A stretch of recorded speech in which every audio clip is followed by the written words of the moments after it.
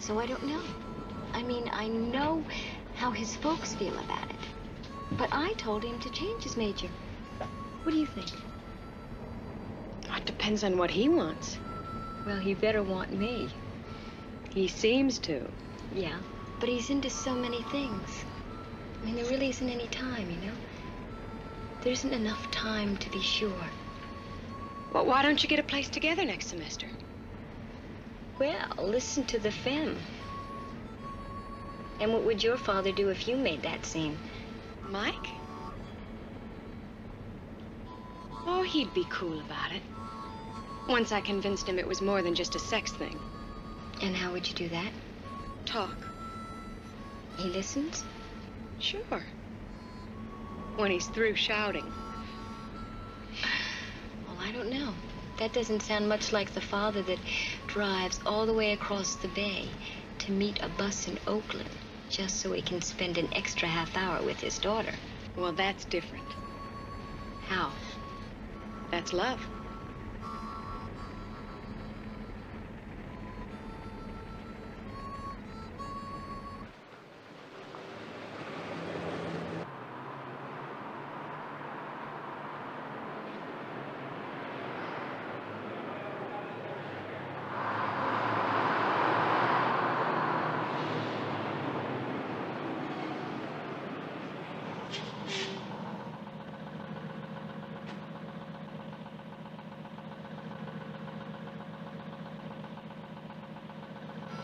Come on, let us take you home from here. No, you go ahead. I can use the extra time to think. I might not have much when I get with Mom. Not after I lay it all on her, anyway. Okay. But listen, if she's not there, or if she is and it gets to be a hassle or anything, just give us a call. There'll be plenty of tuna casserole. Thanks.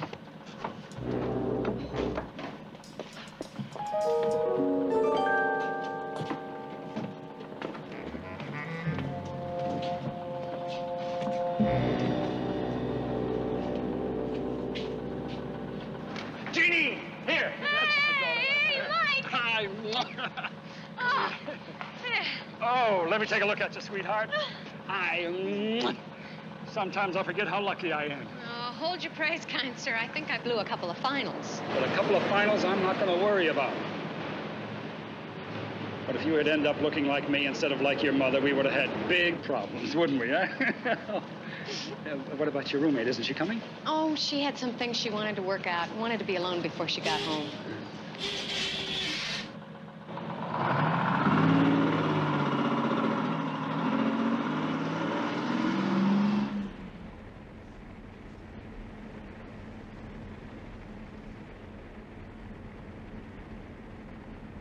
And pick a place we're going to put on the feedback tonight. Super. Listen, I heard about this little spot up on Potrero Hill. Specializes in home cooking. No, sir. This is something special. Get in. We're going to celebrate tonight. Now, you said pick. I picked. Are you sure? Of course I'm sure. And I told Val that we'd wait for her to call in case she wants to join us, okay? Okay.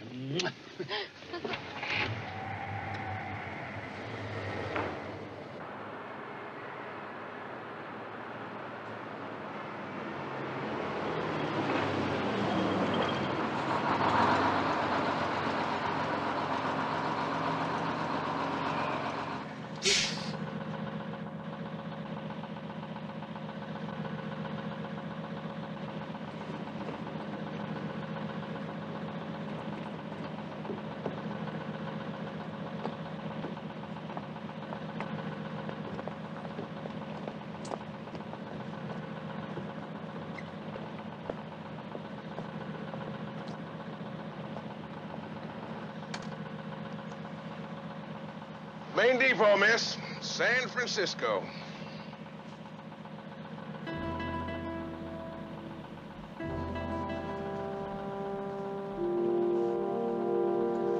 Wake up, miss. End of the line.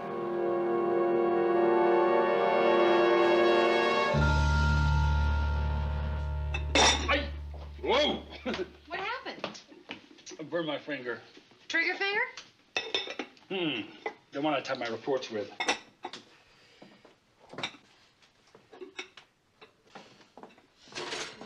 Out until everything is ready. It smells so good. Stop snooping around now. Come on. Wait a minute, you said something about wine. In the fridge.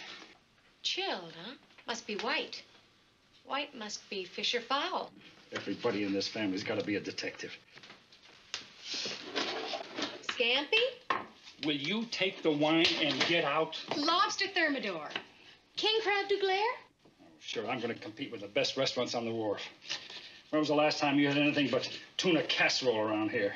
Yeah, well, when was the last time the chef got a complaint, huh? Riesling, perfect. And chilled glasses. This third one for Val? I thought she was coming. Well, she didn't call. I guess everything's all right. All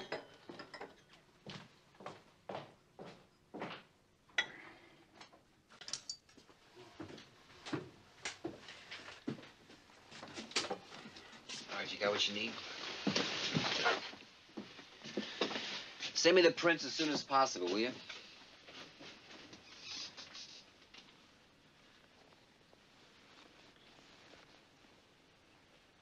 Anybody know who she is? Name's Valerie Mercer. Lives 3 blocks from here. Born February 10th, 1954. Aquarian. All right, let's get her downtown, have prints taken of the knife. What do you figure, somebody held her from behind and planted that in her side from back there? I don't know, maybe. Nobody saw this? Nobody we can find. Well, what about the driver? He's in the lounge. His name's Ledecker. Herman Ledecker. I don't know. I had, about half a load pulling out of Phoenix, I guess. I think she was with me for most of the haul, but, I couldn't swear to it, Was she alone? No, there was another girl. Did they get on together? Yeah, I think so. I couldn't swear to that either. They were together later, safe from needles on. So they probably got on together. My God, she's just a kid. Did you see this girl get off? Yeah. Yeah, in Oakland. Now, I remember that for sure because she thanked me. Seemed like a real nice kid. Did you notice Miss Mercer after the girl got off? No, you drive these big bruisers, you just keep your eye on the road, not who's riding with you. Yeah. How many passengers did you have when you arrived here? Oh, 6, 7 tops. Did you catch any names, faces, anything? This ain't no champagne flight with reservations. People get on, you see hands and tickets. They get off, you see backsides. Yeah. So the only other passenger you remember is this other girl, right? Yeah. You want to give me a description of her, please? Well, she didn't look like no killer. Was she young, old, light-haired, dark-haired, what? Oh, about 18, 19, college girl. Dark hair, blue eyes. No real knockout, except when she smiled. She had a real nice smile. Wait a minute. Did you say this girl got on in Phoenix? Yeah, I think so. Now, isn't Arizona State right near there? Yeah, it's in the suburbs of Tempe. Come on, Mike. You're not really going to get uptight about it, are you? No, I'm not uptight. I just didn't think it was something you were interested in, that's all. Not a woman's field, you mean? Well, yes, No, I didn't. Look, there's no reason a woman couldn't build bridges and buildings like a man, I guess. It's not just building things. It's planning. Environmental architecture. Master plans for communities. Cities, even. I guess we can always use a lot of planning, couldn't we? You hate it. No. You do. No, I don't. If you can get to like my tuna casserole, I guess I can get to like the idea of you being an architect. Oh, I'll get it. Could be Val.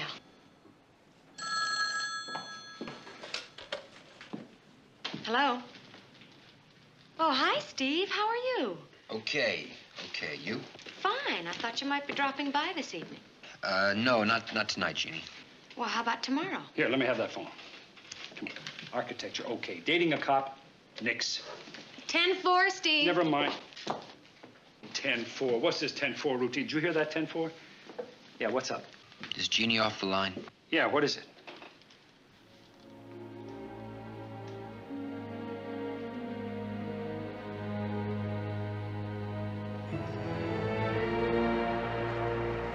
Okay, Norm, just stay there. Let me know what happens, right?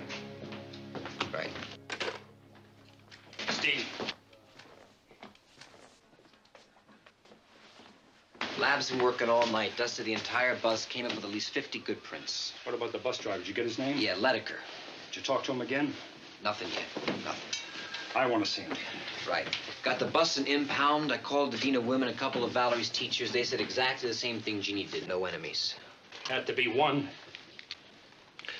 Could have been a freak trying to pick her up. Does Jeannie remember anything? No. Was one phone call I didn't want to make. The driver gave me the description, and Mrs. Mercer said Valerie was coming home from the same school. Knew it had to be Jeannie. Good thing you called when you did. We went over to the Mercers right away. Jeannie stayed the night with him. Valerie's brother's coming home this morning. Just wish we had a motive. That's the toughest. I want him. I don't care how tough it is.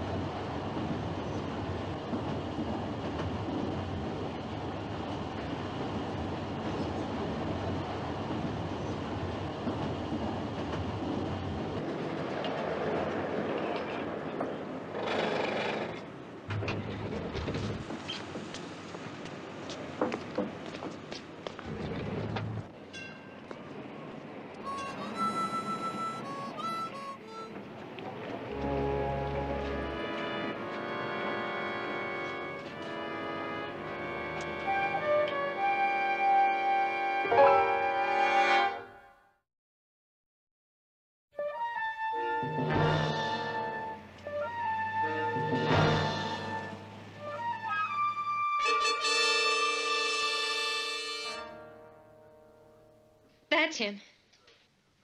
You're sure, sweetheart? He's the one. Leonard Cord. You know? Yeah. I nailed him when he was 18. That would make him about, I'd say 30 now. So I suppose some parole board decided all he owed society was 12 lousy years. Parole felons have to register when they come into a town. Yeah, Leonard C. Cord. C is for Collier. Did he register? I'll wait.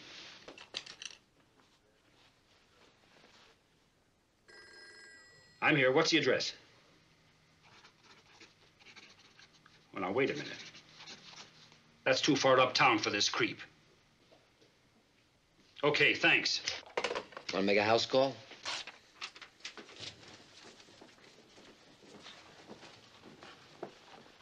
Mike?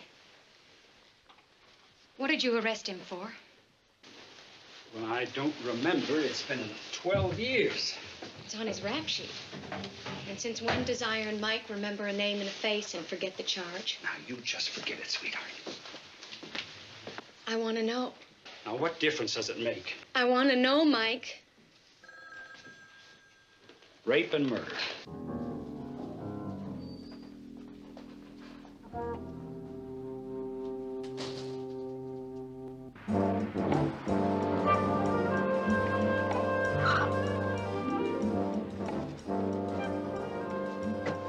The number on the unit? 202.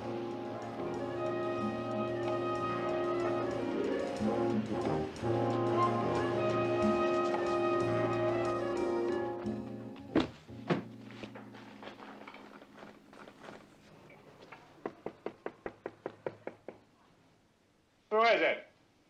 Police, open up.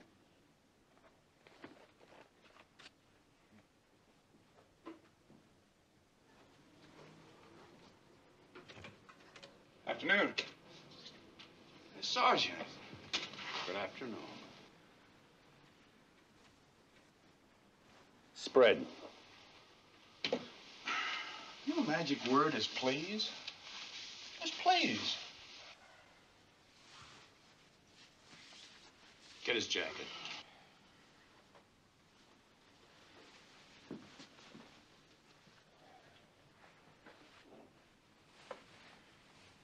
Been a long time, Sergeant. Long enough to learn the harmonica? Well, I learned that when I was a kid. Hard to believe you were ever a kid. Hey, you can see my rap sheet, Sergeant. It goes all the way back to when I was 12. 12 was a kid. So now you're a comedian. You like the bright lights and center stage, eh? Oh. I got just a spot for you.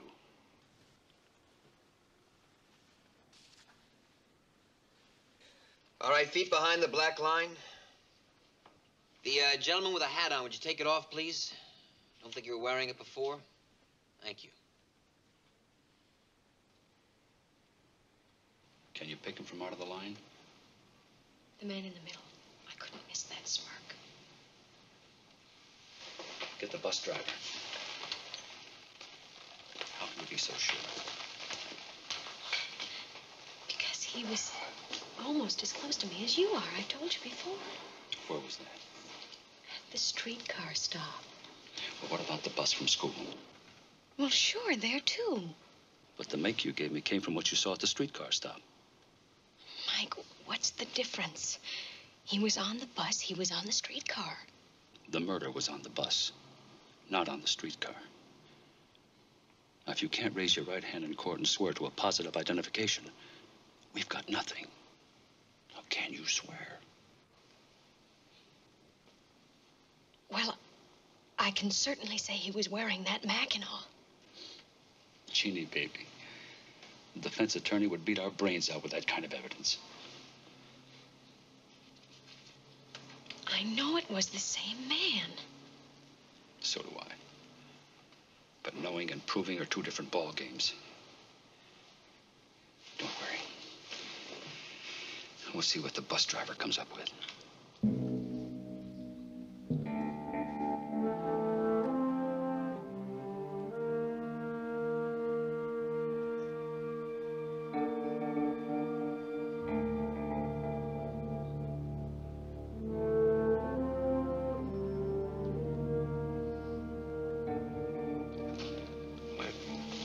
What's right, Lieutenant, you know that. I certainly do. You just take your time.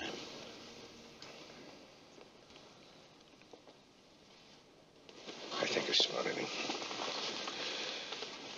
I'm not really sure, but I'm sort of almost positive. Good. Who? I'm not absolutely certain. Mr. Leddicker. The last guy on the right. He's been on the police force the last 6 years.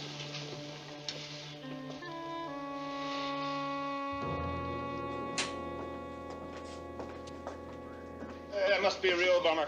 Get your murder case all roped and tied. Just stow it. Right, your playground sergeant. Lieutenant. That's the magic word, Cord, Lieutenant. Congratulations. Give him your jacket. Oh, yes, sir. Whatever's right, sir. Where did you board the bus? Bus? I was supposed to be on a bus? That's right. Phoenix to San Francisco. Came into town at 7:20 last night. Nah. Somebody give you a bump steer, Sergeant.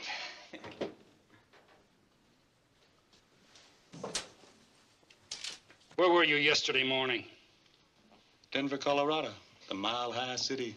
Mike, boarding past Denver to San Francisco. Flight 103. Ride right on the button. 3:40 in the afternoon. You can check with one of the stewardess. She'll remember me. Her name's Patty. Why Denver? Why not Denver? Okay. Where did you go from the airport? Right to where you found me. Nice pad, huh? Not bad for a guy that you said never see the streets again. Is your harmonica? That's right, Jack. Who is Valerie Mercer? She's a dead chick. She got snuffed on the bus. Papers say. Hey, is that the bus? That's 7:20 from Phoenix? Is that the one you're talking about? You were on that bus. Who, me, sir? No, sir. Oh, yes. You were playing the harmonica on that bus. Same song you're playing on the streetcar. Oh, do you mean to tell me there's some dude on that bus with a harmonica like mine? He's playing the same hymn? Amazing Grace? Well, ain't that something? Small world. What were you doing on the streetcar? Soaking up the sights, Sergeant. It's been a long time. It's been 12 years. Well, I guess that ought to do it, huh? Okay, if I pick up my stuff. I want you in town where I can find you. Oh, sure. Because you and I both know where you were last night. You killed that girl on the bus. And this time I'm going to slam that door behind you for good.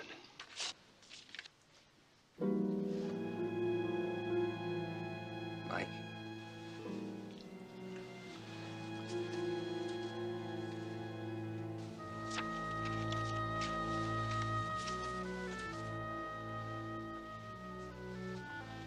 Grab those with a telephoto. Pretty chick. Had great legs. You really got such a Mike! Please! Please! Mike, you're a boy. Come on! Give me your hand! Give me your hand! Mike! Come on! Take it easy, Mike. Come on! Take it easy now. You gonna tell me there's anything in criminal code about taking photos in Arizona or playing a harmonic on a streetcar? Huh? Book him. What for? For vagrancy. I'm not on that either, Sergeant. Receipt, $2,800. Marina Hill condominium. He's buying it. I don't have to quote Civil Code 899 to you, do I, Sergeant, huh? Unprovoked attack on a citizen by the constabulary, the police? You want to file? File! Mike. 26 years in the force with a clean record. The worst they do is give you a little suspension without pay. And that's not nearly enough. Not when you're evening up for 12 years of stir time. You so much as lay an eye on my daughter, and I tell you, Mike. Lay an eyeball on your daughter. I'll do better than that. I'll drop by your house tonight with some photos of your little girl that'll just turn on this whole squadron. Don't you put a hand on her. Trying to get you going. Now, look, why don't you get out of here? Get out of here before I let him loose. Now, go on. Come on, punk, split! I'll just leave these photos with you if you like.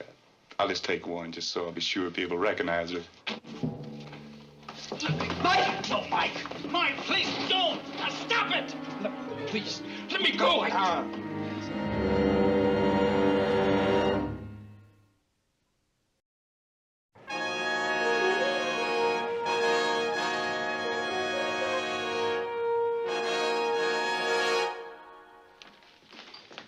Quentin Gerhardt signed up. It's a 24-hour trail on Cord. But what about coverage on Got Jeannie? 6 guys working off duty. Well, keep on the ward. Right. Yeah. What's happening? Yeah. All right. Thank you. Thank you very much. All right. All right. A, he is buying the condominium. B, forget about the vagrancy. How so? Well, his father died while Cord was in prison. Insurance gave him 10 big ones. 10,000. He also got 2,600 when he got out, built up a lot of points in Q. He never spent a cent, played real good poker, and he peddled cigarettes. Oh, one other thing. Cord bought a used car, paid cash for it. Make and license is on your desk. Steve, Cord has more bread than you and me put together. Legit? So far. Couldn't get hold of the ward and talk to the prison doctor, though. Cord was having trouble with his throat acute. Doctor told me I have to have his tonsils taken out. Cord wouldn't let them touch him. Yeah, Stone. Pricey, what do you got? 1020 from Besieging. Mike's daughter's at the main library. Doing what? Running microfilm of all newspapers. Yeah, I'm still here, Charlie. Look, Cord's prints have to be on that bus. Well, you keep that crew camped there until they come up with something. Microfilm. Maybe she's doing a report, Mike. Well, Norm didn't say. Beale called in from the airport. The boarding pass is legit. The stewardess remembered him. Said he was a real first-class jerk. Even remembered the green plaid jacket. What about Phoenix? He spent 10 days there last month. Registered with Phoenix PD. No static. Yeah, Stone, go ahead. What kind of doctor? Okay, stick with him. Blessing. Cord's following through on that tonsil thing. He just left an ear, nose, and throat specialist. Let me lay something on you. Cord arrives from Denver like he said, right? Make sure everybody sees him. Then he picks up a cab. He goes down to San Jose or Salinas and picks up the bus from there. Oh, cab could be traced. He'd hitchhike. Did you buy any of it? What choice do I have? Go ahead, try it. Oh, Steve, get those mugshots to every ticket peddler on the route. Right.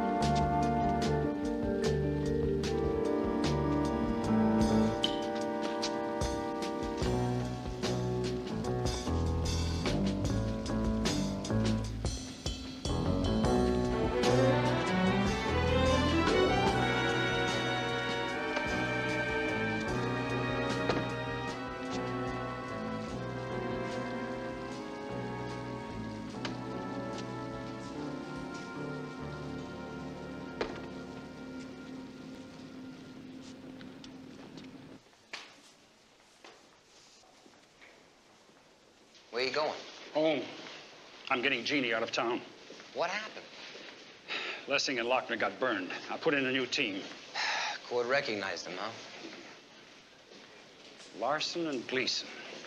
Who? Law firm. Tough and smart. What, Cord hired them? Yeah. Olson's gonna chew me up and spit me out. Psychological warfare. Can't bust a guy for threatening, you can't kick him out of town. Can't make a move on him. No matter what he's got on his mind, he's had 12 years to iron out the rough spots. Listen, I finally got hold of the warden at Q. Now, Cord spent all his free time in the library. Legal, medical books, psychiatry, you name it. I'm scared. There are 1,000 different ways he can get to Jeannie. He can pick his spot. No, it's you he's after. Get you off the force for openers, then he can deal with you one-on-one. Oh, no. He had his chance to get me when I decked him. It's not Jeannie, Mike. I tell you it is. You saw his calling card. What, Valerie Mercer? That's right, Valerie Mercer. Why would he kill that poor kid? Because he wants more. I tell you, it's Jeannie. It's Jeannie he wants. Are these the ones, sweetheart? It's going to be the safest place, sweetheart. You watch. About 100 miles down the coast.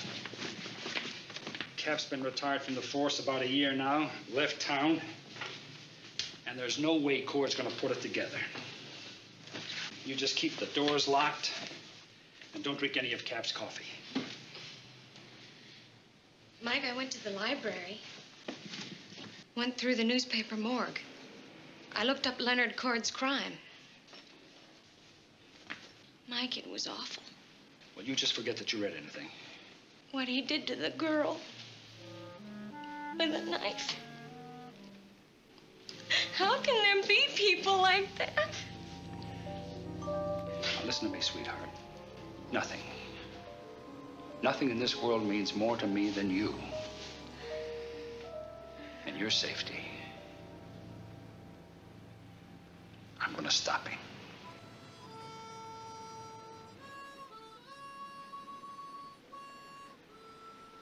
Sit down.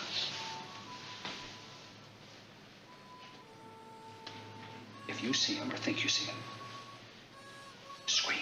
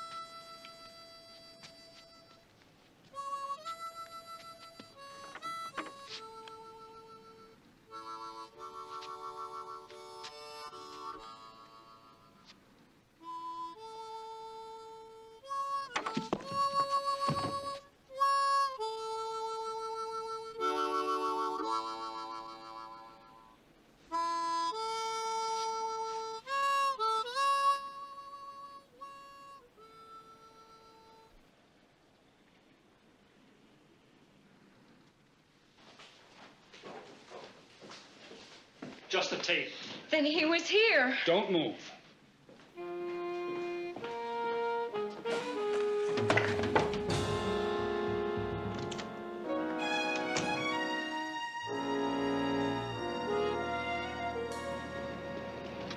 Jeannie's room, how did he do it? It had to be when Jean went out. When we were out getting flowers for the Mercer girl. Didn't you check the house when you got back? Oh, we were out looking for cord, not that thing.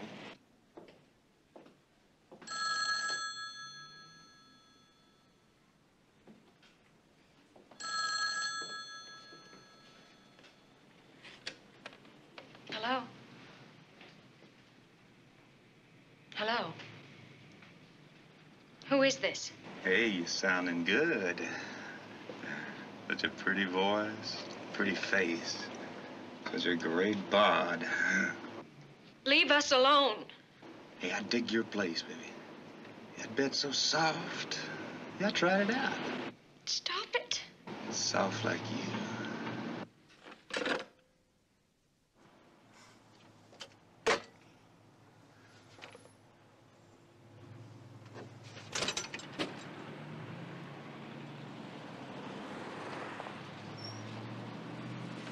It still reads like harassment.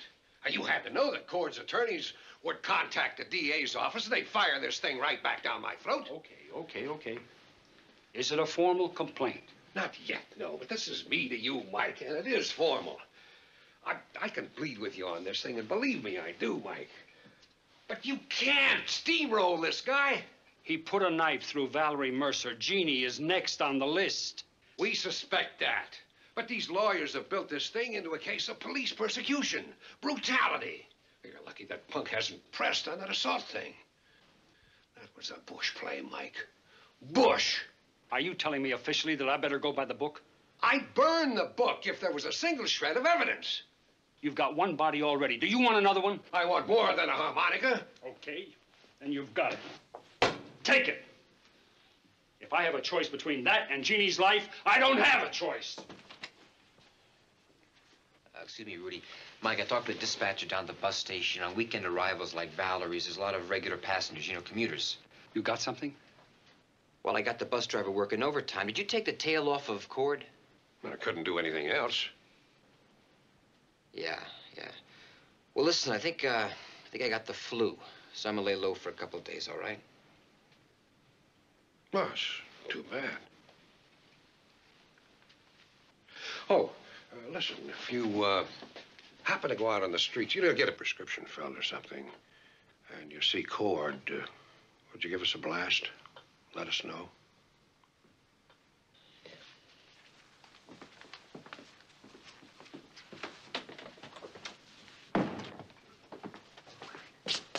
Listen, you gonna talk to Ledecker? Yeah.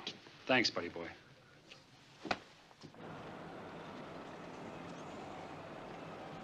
Ledecker!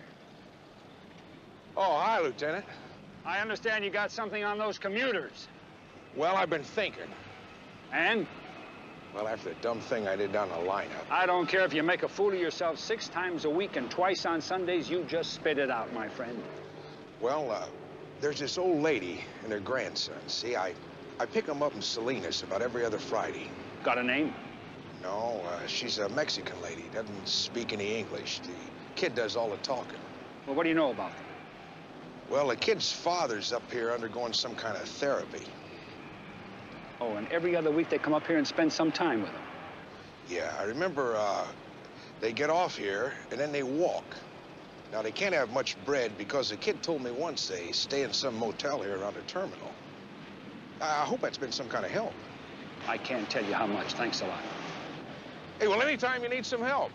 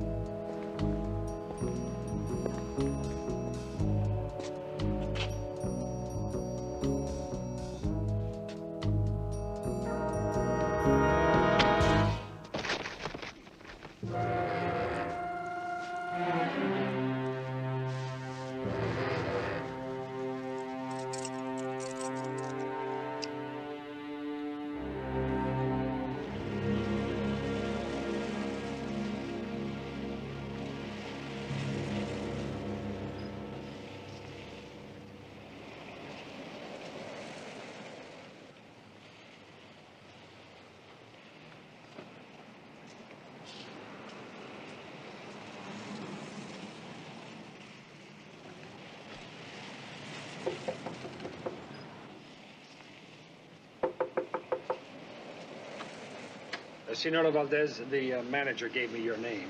¿Qué? Sí. Oh, excuse me, but habla inglés, por favor. No, señor. No hablo inglés. Comprendo. ¿Policía? Sí. Pase. Gracias. Gracias. Muchas gracias. Your grandson, is he here? Nino, is he here? Roberto? Sí, Roberto, to translate. Hablar conmigo inglés. Ah, sí. Él habla bien inglés. ¿Dónde? La tienda. ¿Comprende la tienda? No comprende. Fue a la tienda a comprar un helado. Oh, ice cream. Ice cream, sí, sí, sí. Sí, sí. Aquí pronto. Oh, he's coming here quick, right away. Sí, señor. Siéntese, por favor. Gracias. Siéntese.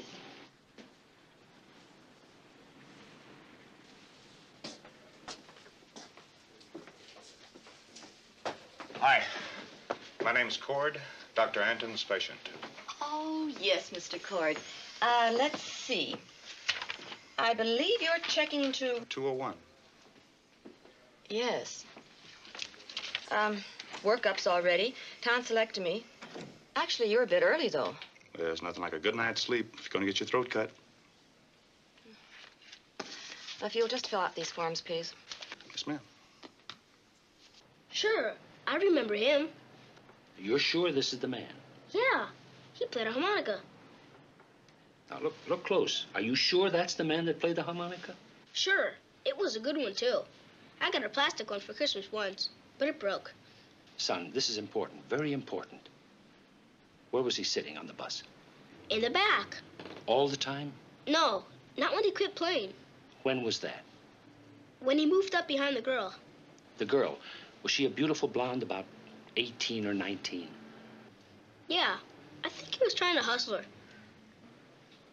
What? You know, pick her up. I see it lots of times on the bus. And then he was sitting there, right there with her. Yeah. Él puso su brazo alrededor su cuello. ¿Recuerdo, abuelita? Sí, lo recuerdo. Roberto, English, please. Grandma remembers, too. That's when she made me stop looking. When he put his arm around her neck. Yeah, Haley. Yeah, Mike. Go. I'm at the Star Motel, 1300 block on Bay, room 31. I need a stenographer and somebody that speaks Spanish. Yeah, Vega's here. I'll bring him. Good. Anybody hear about Keller? Nothing for the last couple hours. Okay, then move it. Put on an APB on Cord. Leonard Cord, right.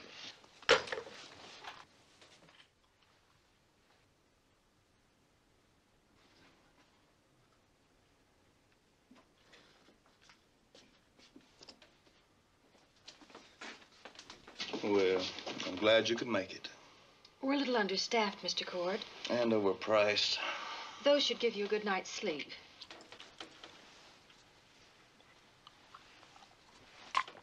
You know, I think we could have done better, you know. If there's anything else... There won't be. Huh.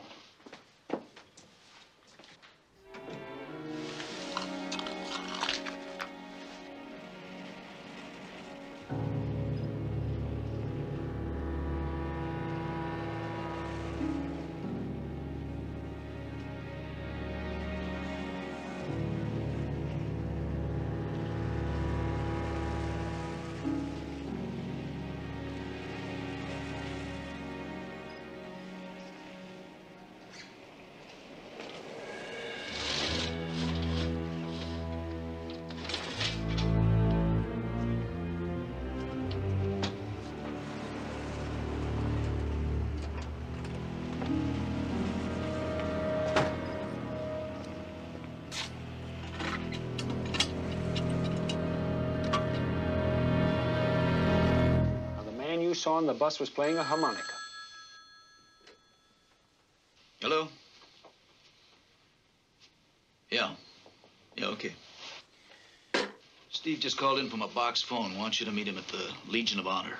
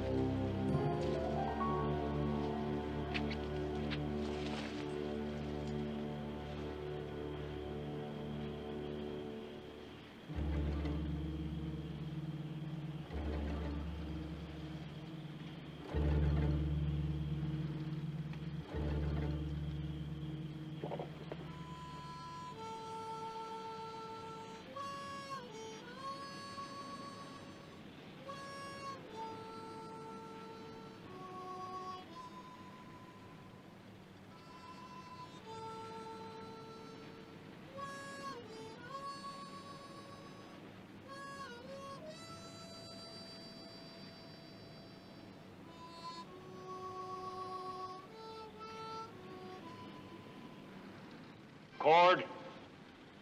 Hey, Stone.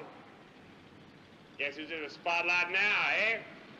Well, I've wanted you for the past 12 years. You really thought I was after your little girl, didn't you? No way, Cord. Well, there's a way. There's a good way. Had a long time to think it all out. Guess whose gun's gonna blast your guts away, Stone? Uh-huh. And guess whose gun's gonna blast him? Right. Two uptight cops blast each other in the dark by mistake. I got witnesses, Cord, who saw you on that bus from Phoenix. I don't care. There ain't got no witnesses away she died. There ain't gonna be no eyewitnesses here either. Oh, they'll know, Cord. But that's what makes it so good, Stone. That they'll know. But they can't prove. I can prove. I was in the hospital tonight, Stone, sleeping, waiting to get my tonsils ripped out tomorrow. It'll be 2 whole days before they even ask me any questions.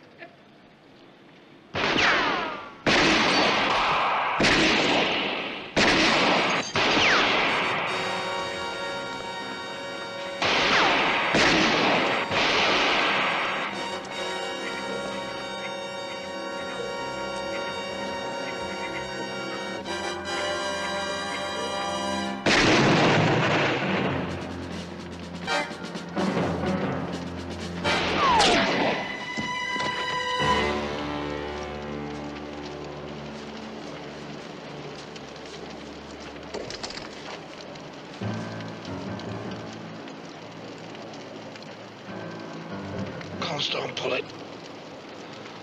I don't want to go back. It's just not worth it, Stone. Pull it. Yeah, break. I'm gonna kill you. Stone, someday I'm gonna kill you. Pull it! Stone. Pull it.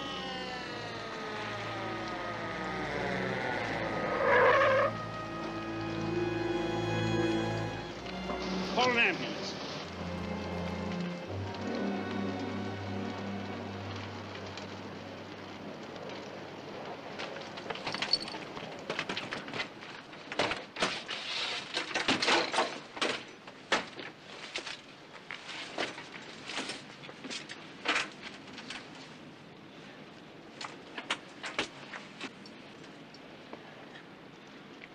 Are you hurt, buddy boy? I don't know what happened. You're okay? I walked right into it. No, that's all right. He had 12 years to rig it. You had 2 seconds to react. Look at me. You okay now? Yeah. All right, give me a dime. A dime? Yeah, that's what it takes. I gotta call my daughter.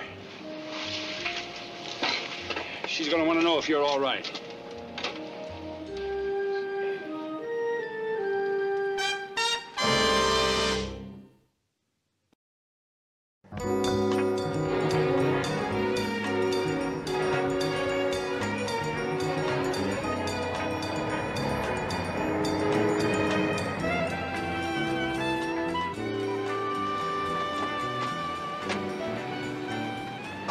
Come on. Jeannie? See you, Steve. Bye.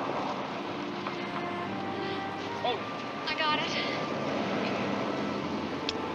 Bye-bye, Daddy. Bye-bye, sweetheart.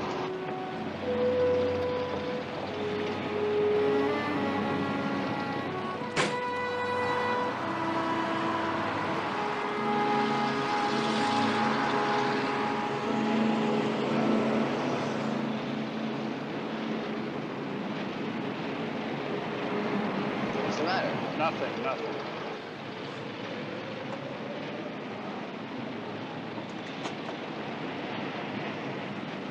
What? Nothing. Daddy. First time she's called me that in...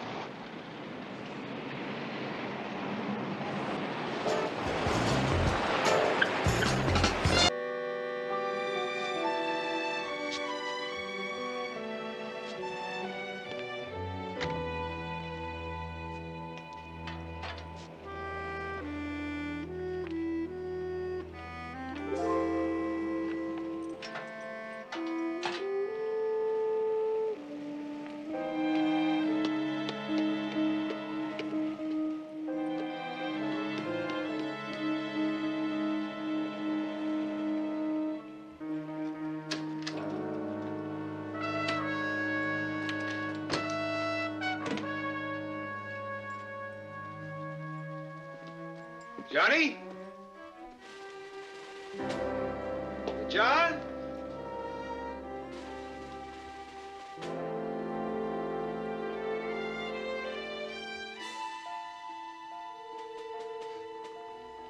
Johnny. Johnny.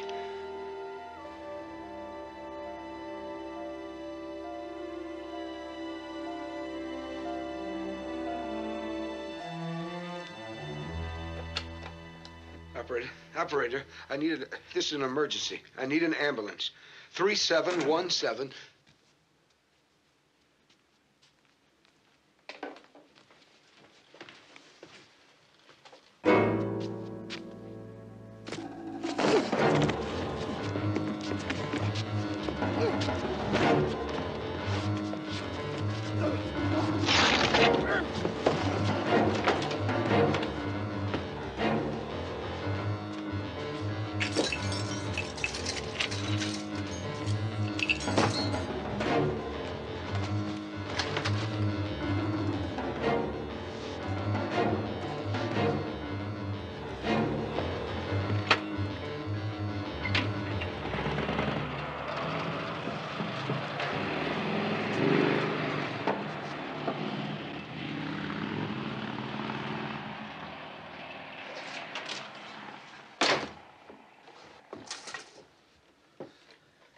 Police! Police!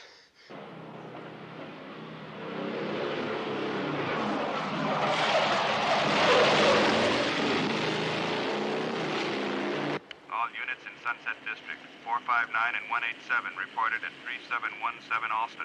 Suspect fled on motorcycle, believed headed north on Claremont. Male Caucasian blonde, wearing denim jacket and jeans.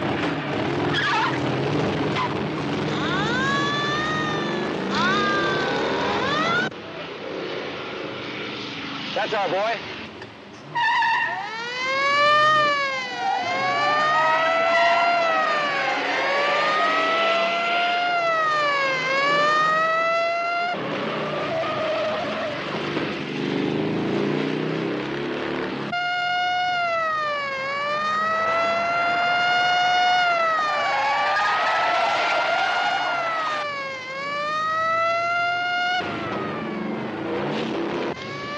Following a motorcycle described in murder robbery at 3717 Alston. Suspect fits description. Will not respond. Code 33.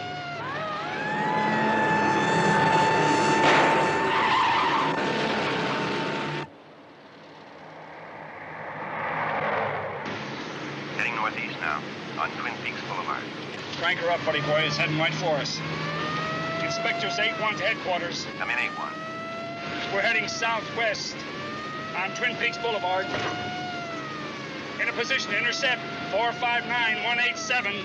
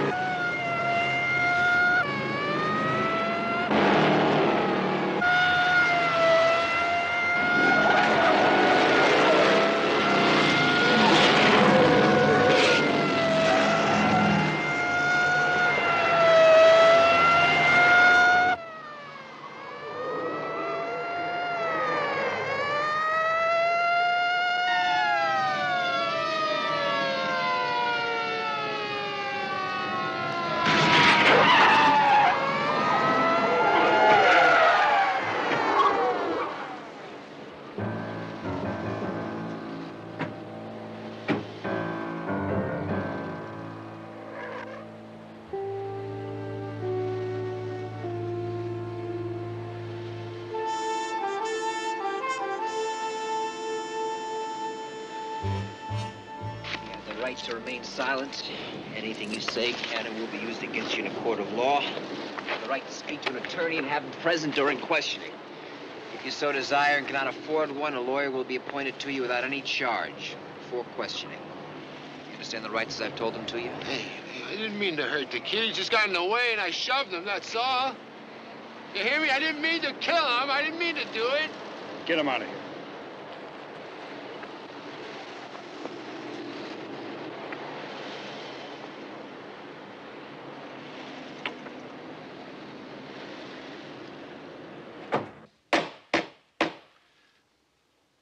This is a preliminary hearing to determine whether there is sufficient evidence to bind the defendant, Artis Pierce, over for trial. Are the people ready? Ready, Your Honor. Is the defense ready? Ready, Your Honor, but first we'd like to move to suppress evidence under Section 1538.5 of the Penal Code of the State of California. What is it that the defense seeks to suppress? Any statements, admissions, or confessions, written or oral, allegedly made by the defendant during the time of the arrest. What does that mean? I don't know, Mr. Holmes. Very well. Proceed, gentlemen. People call Inspector Steve Keller.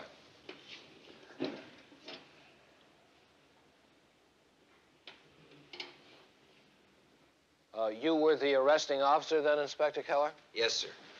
Now, after the arrest, while you were still at the same Twin Peaks location where the defendant was apprehended, did you advise him of his constitutional rights? Yes, sir, I did. And what, if anything, did he say after you had advised him? He said he didn't mean to kill the boy, that the boy had just got in his way, so he shoved him. I have nothing further.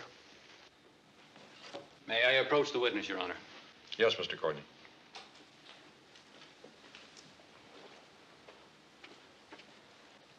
Inspector Keller, did you advise the defendant of his rights by reading from the Miranda card or from memory? By memory, but I can assure you I didn't leave anything out. You want me to tell it to you right now? No, that won't be necessary, Inspector. I'm not questioning your memory or your integrity. Now, did you tell Mr. Pierce that anything he said could be used against him? Yes, sir, that's on the Miranda. Just yes or no, Inspector, thank you. Did the defendant tell you he wanted to talk to you? No. Did he say anything to you at all during the entire course of your instructions to him? No. Did you ask him whether or not he understood? Yes, sir. Did he tell you he understood? No, he just said he didn't mean to kill the boy. Thank you, Inspector. You may step down, Inspector. Mr. Prosecutor, do you have anything further? No, Your Honor. The people rest. Does the defense have any evidence to introduce at this time? Yes, Your Honor. Call the defendant, Artis Pierce.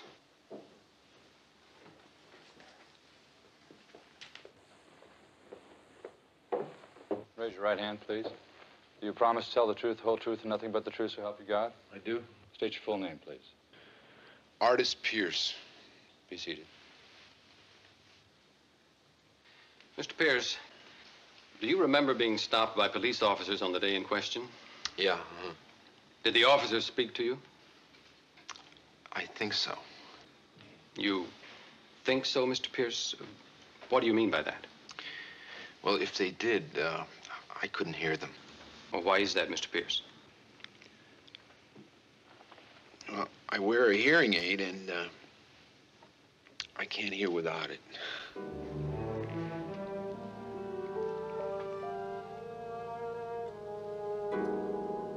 You wear a hearing aid? Yeah. And you have one on now? Yeah. But you didn't have one on when the officer spoke to you? No. Then you didn't hear or understand anything said to you by the officer who just testified? Not a word.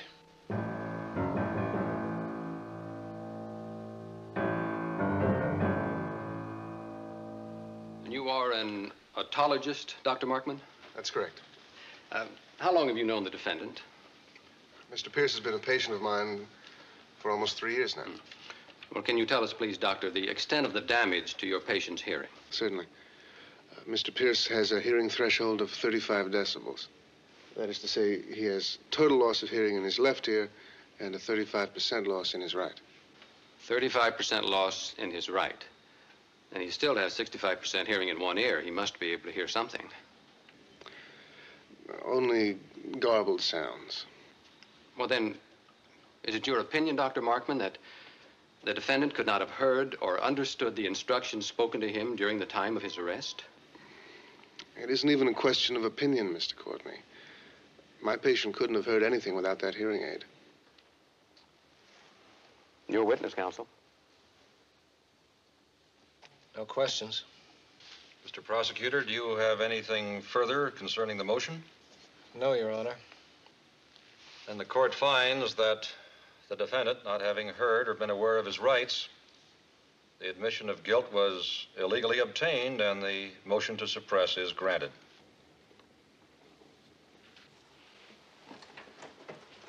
What does that mean? It means that what Pierce said about shoving Johnny can't be used as evidence. Oh, you mean now?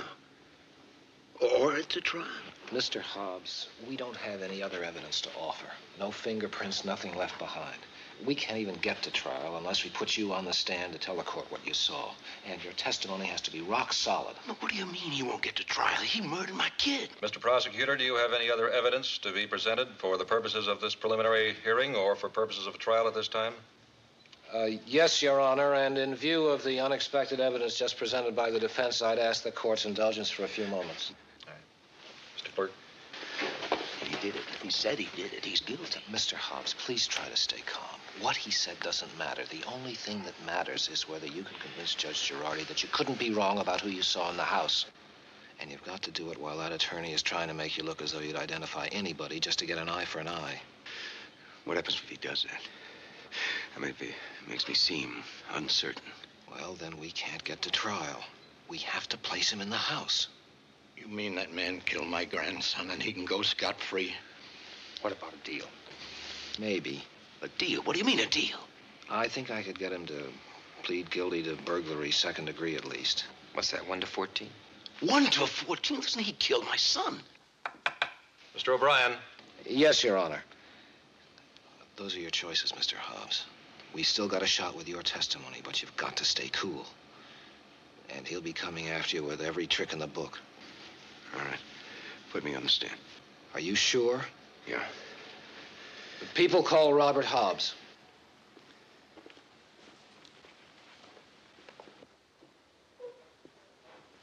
Raise your right hand, please. Do you promise to tell the truth, the whole truth, and nothing but the truth, so help you God? Yeah, I do. State your full name, please. Robert Allen Hobbs. Be seated. Mr. Hobbs, I call your attention to the defendant, Artis Pierce, and ask you to tell the court when you first saw him.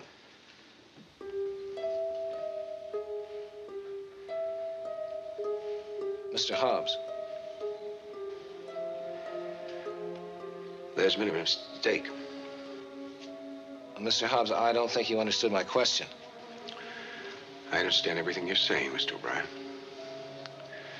But I've never seen that man in my life before.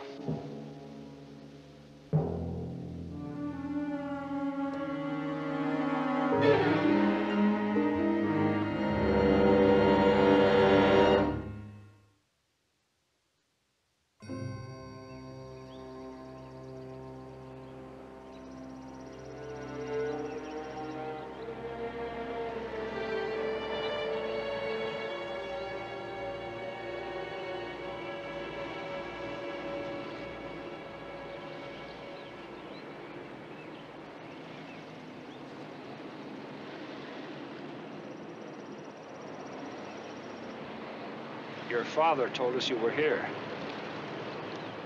He's worried about you.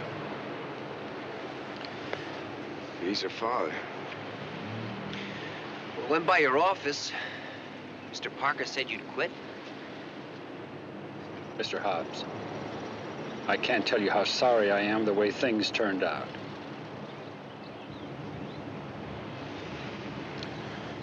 I know. I appreciate you telling me.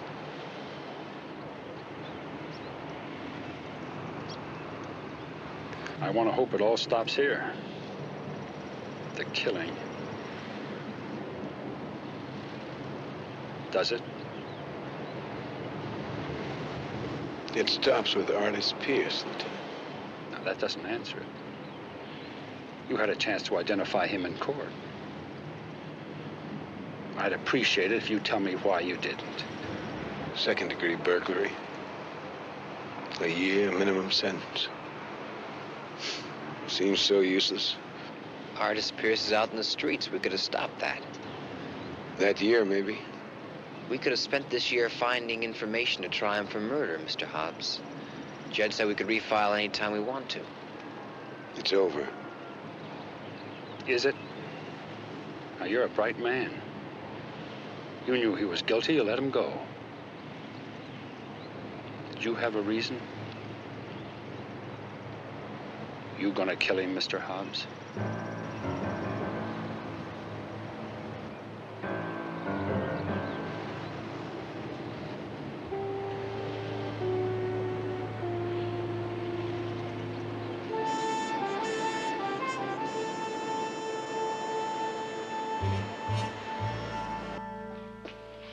Early 22. Automatic weapon, clip fed. Takes it either long or short. It's more than sufficient to frighten even your average prowler. Here. It just, it seems small. Do you have something? Something more powerful? Yeah. Sure. We got 32, 38s, 45s, magnums. Of course, your magnum. This is your most powerful weapon. Oh, that's fine. I'll take that. I'll need some bullets, 6 or whatever it takes. They come by the box, sir. Do you want me to include a box also? Please.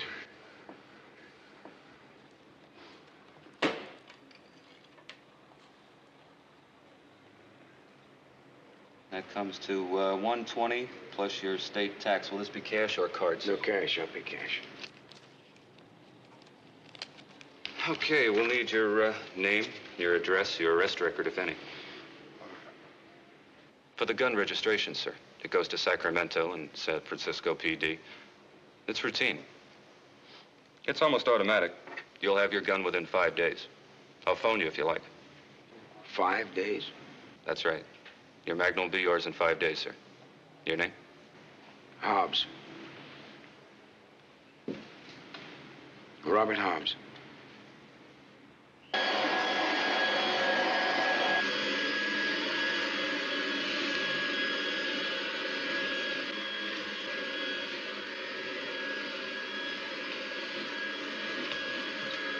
Dad? Dad?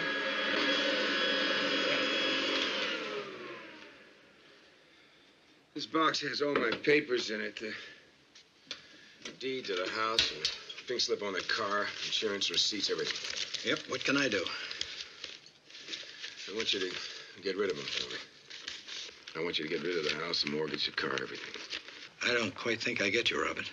Well, here's a card the real estate guy left. If Mary died, in case I wanted to sell the house, and I'll give him a call. That mean you're coming back up to Utah? Give an old man a hand on a sheep ranch? No, it just means I don't want any of these things anymore. All right, okay. As long as you know the door's open. And Robert, can I say something? Sure. I know we had different ideas about things. I maybe didn't understand everything the way I should have when you were a boy. I couldn't understand why you didn't like ranching, that kind of thing. I couldn't figure why all the time you had your nose in books. But, Robert, I'll be 70 next spring. All we got is each other now. I was thinking maybe we could do a few things together. Before you get too old to keep up. I couldn't keep up with you at 14. I hate to imagine what I do now.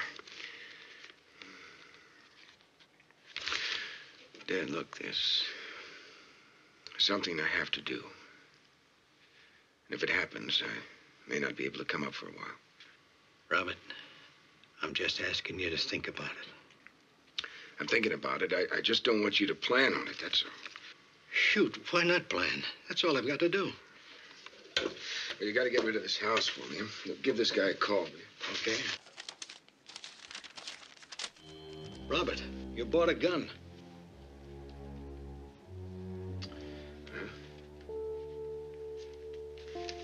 Whatever in the world for? protection.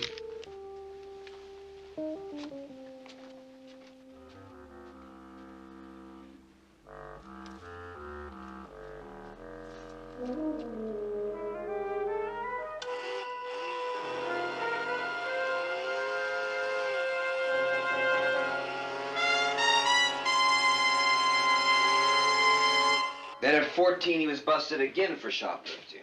It wasn't your usual kid stuff. He had special pockets sewn in the linings of his coat. He got busted with $200 worth of merchandise, and he drew suspension.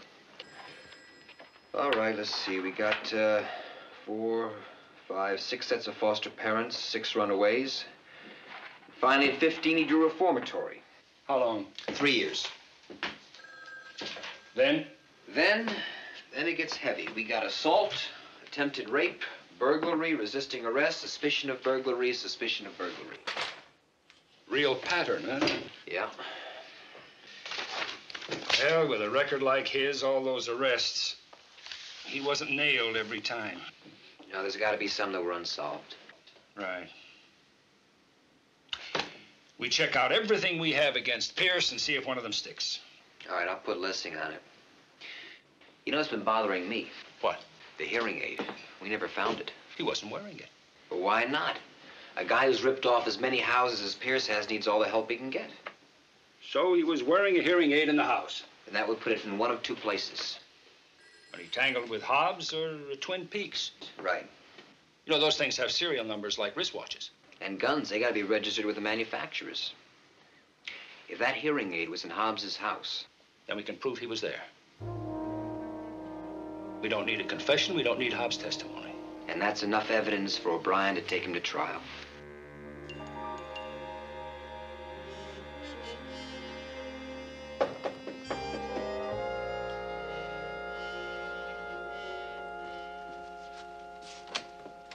Mr. Hobbs. What is it? What's happened? Nothing's happened. We're just going to need your help. Is this room pretty much the same as when your son Robert fought with Pierce? Pretty much. But someone has cleaned it up. I did, yes. Did you find a hearing aid? Hearing aid? Yeah. You know, the kind that Pierce was wearing in the courtroom. You think he lost it here? Well, if he did, it's evidence to prove that Pierce was here. And if we could prove he was here?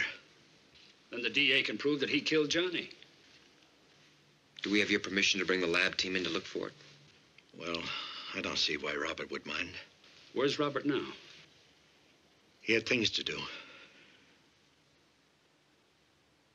You worried about him, Mr. Hobbs? I am. Well, what do you think he's going to do?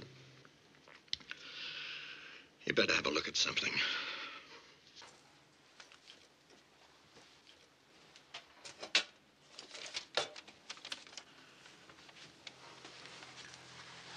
Gun receipt.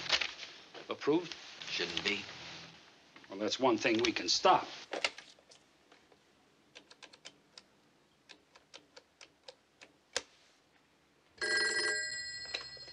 Lessing. Lee, we ought to be getting a gun registration application from a Robert Hobbs. Number 377. I want that application killed. Right. One other thing, Lee. I want a lab crew here at Hobbs' place. We're looking for a hearing aid. Yeah. I'll get you the description and the serial number. You want to hear back on the unsolved? Yeah, go ahead. Got a murder during commission of burglary. Last June. James Polston. Lochner handled it. Lochner booked a guy named Jack Strand. Mrs. Polston couldn't give us a sure ID. He was released. The other guy was never found.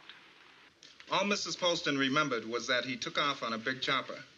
Motorcycle? Well, you call her in and have her take a look at those mug books. Make sure she gets a good look at Pierce's ugly puss. Will do.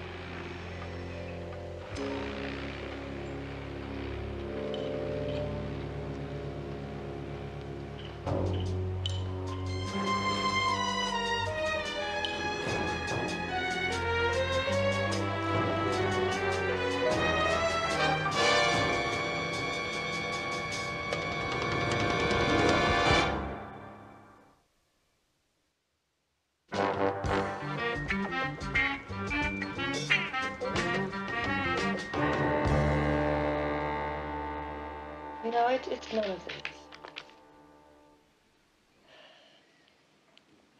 This only brings it all up again, you know. Yes, ma'am, I know. I mean, it's not as if I didn't do all this before. No, ma'am. Now, you know, you people had one of them. Yes. His name was Strand. I mean, you had him. Well, they told us at the lineup that the identification was inconclusive. Well, I was upset. I mean, I'm still upset. A year ago, June. I'm still upset. I haven't remarried. I hardly even go out. Next page, please, ma'am. Mike? Yeah.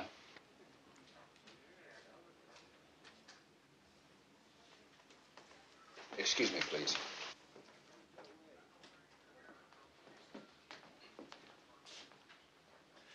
You stopped my gun from it. That's right. You can't do that. That gun was for my protection. And there's nothing in the law. The law?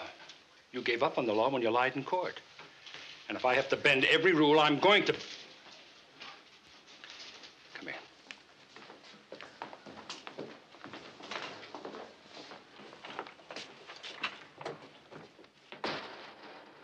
Now, you listen to me. We both know what you're up to, so let's lay the cards on the table. You're going to try to kill this punk, aren't you? Well, aren't you? It's stupid. It's illegal. And you would be lousy at it. Now, you're a nice guy.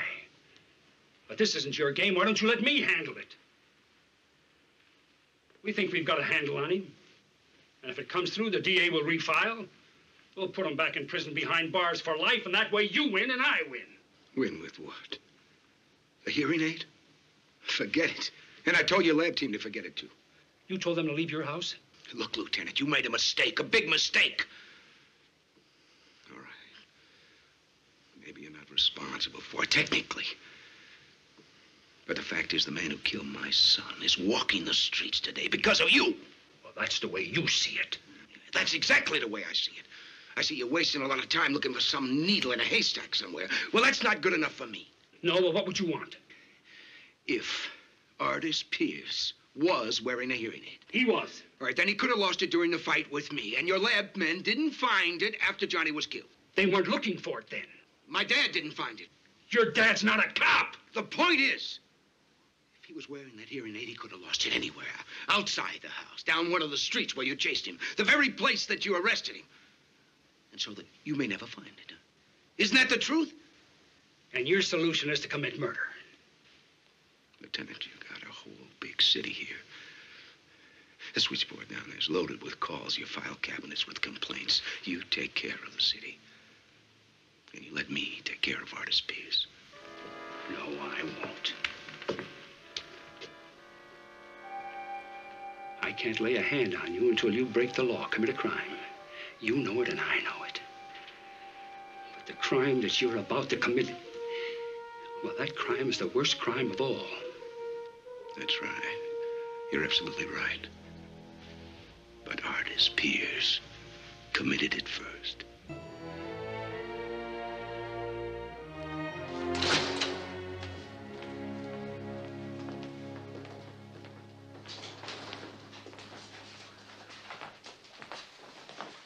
Mrs. Poston has just made an ID.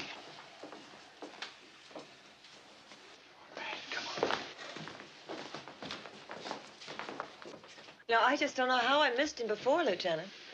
Steve was very patient. Show me. It's here. Who is the guy? Willie Frankel. He's doing 20 to life in Arizona for armed robbery. Did you show her the other guy? Nothing. Mrs. Poston, thank you. Yeah, but if he's in prison, then he's couldn't. Thank you for coming.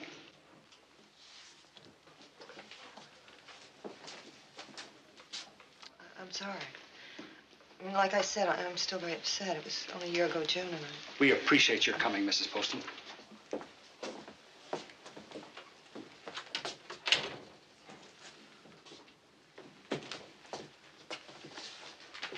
Well, going through with it. He's going to take a crack at Pierce. You told him about the hearing aid? Mm-hmm. He won't buy it. He told the lab team to leave the house. We'll have to get a search warrant. Well, a search warrant takes time. Time we haven't got. Yeah, Stone. Markman? No, I didn't call him Markman. I called him. Just a moment. Dear doctor. Dr. Markman. Yes, sir. This is the doctor that testified on behalf of his patient, Artist Pierce. Is that correct? Fine. Would you please give me the name and serial number of the hearing aid that Mr. Pierce lost? Right. Yes. That's a Clarion? Could you spell? Right. Clarion.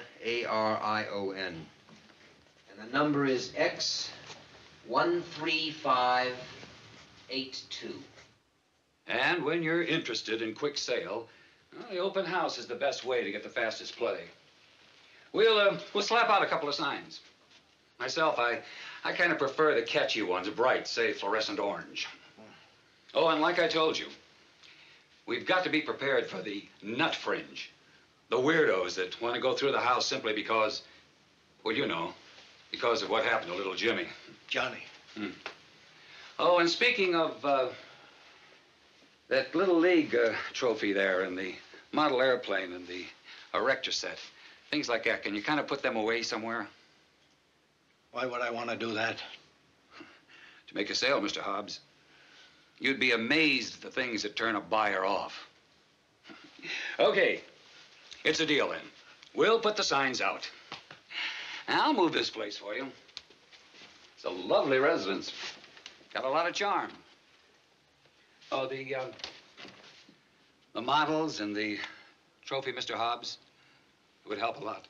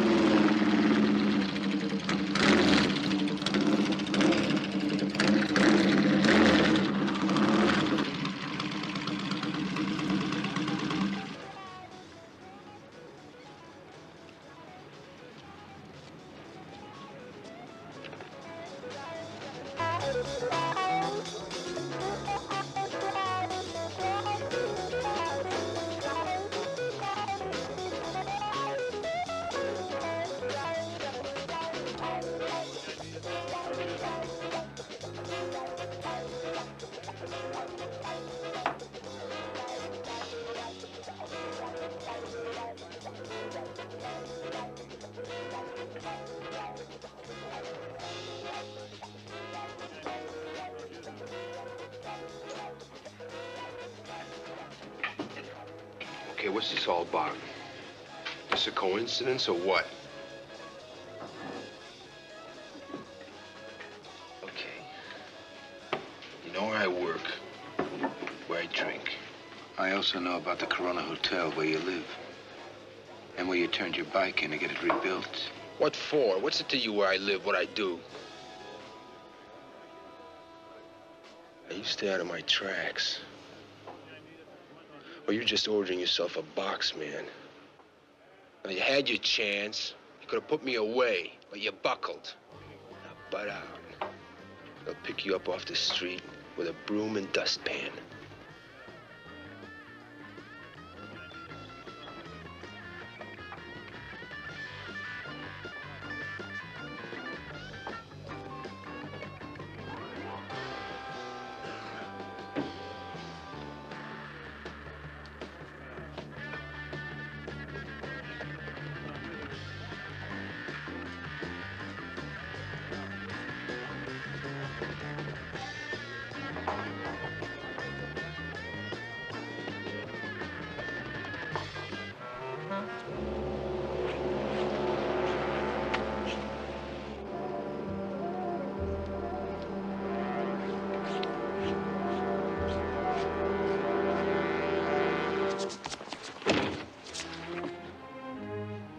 learn, do you? I told you to back off. If you get creamed, it's nobody's fault but your own.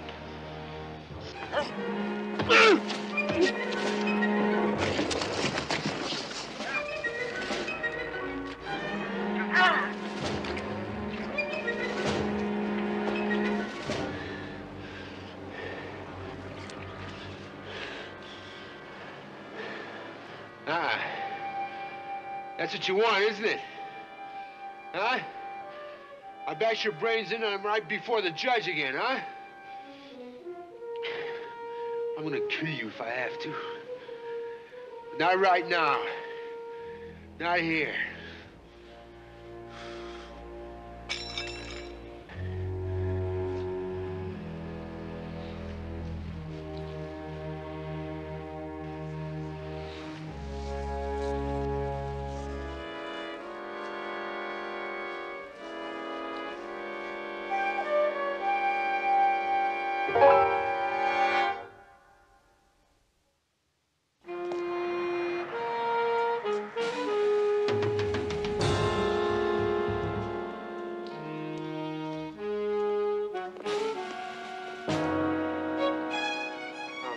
Look, buddy, I just can't do this, you know. No, I mean it, you know. They'd have my head. See, it's not me. It's the law. Everything that goes out of here has to be registered. That's the law. It's not me.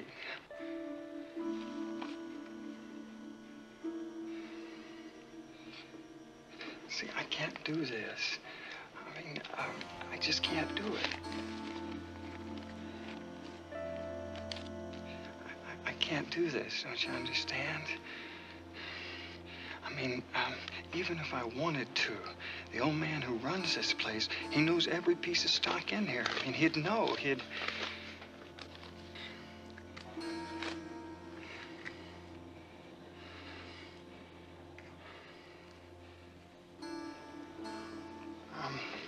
Listen, what do you want it for? Is that enough? It's not worth anything like this. That's more money than I see in 6 months in this place. I gotta know what...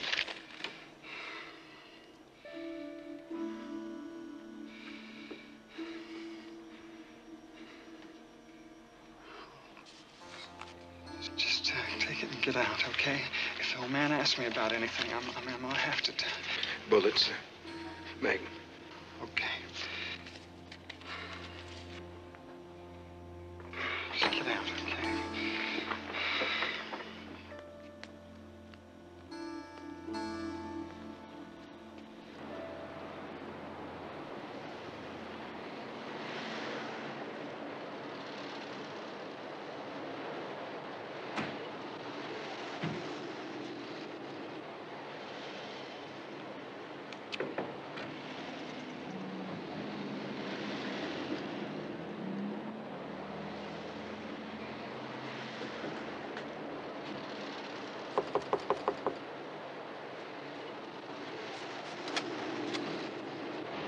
Warrant, Mr. Hobbs.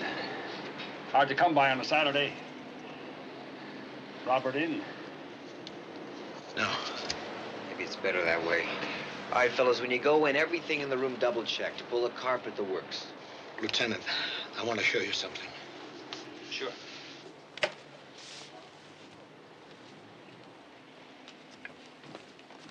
Steve, heating vent. Right.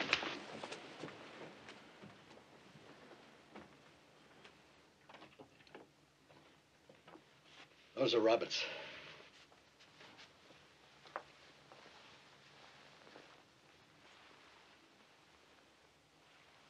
Blood? Yeah. These are torn. He took them off last night. What happened? I don't know. My guess is he tangled with Pierce. Well, where's Robert now? I don't know that either. I heard him come in last night, come up here. I came to the door. I was going to tell him you were on your way over with the warrant and all. It was locked. I heard the water running in there, so I went back to my room. The next thing I heard was the door closing downstairs, but by the time I got there, he was in his car and driving off. Then I came right back up here and I found these. And the first aid kit was open in there. You've got to pick him up, Lieutenant. He hasn't broken any laws. He's going to. He's going to kill a man.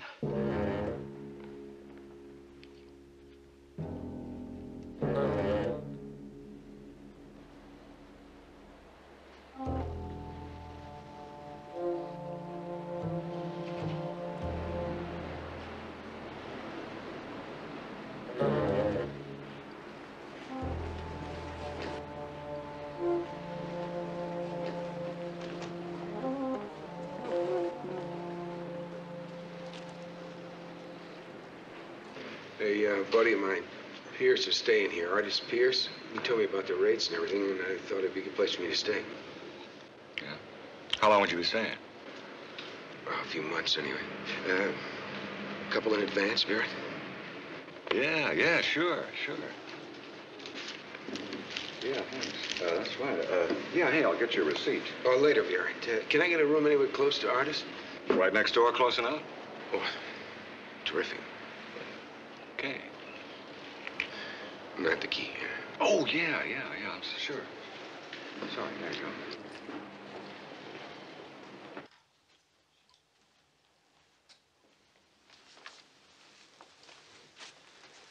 I don't know. I think we're kidding ourselves. It's crazy to take such a long shot. Nothing's crazy, buddy boy, if we can save a man's life. Say, the rest of the trash, is it still here? Still here. I just picked up. I didn't throw anything away. Andy, I want you to check the trash piece by piece. Vince, you made a picture of the kid, didn't you? Yeah. You got them with you? In the truck. I'll get them. I don't have to look at those, do I? No, we just want to check it through with the rest of the room, see if anything is missing. The only thing missing is Robert. I keep hearing him say he had something to do.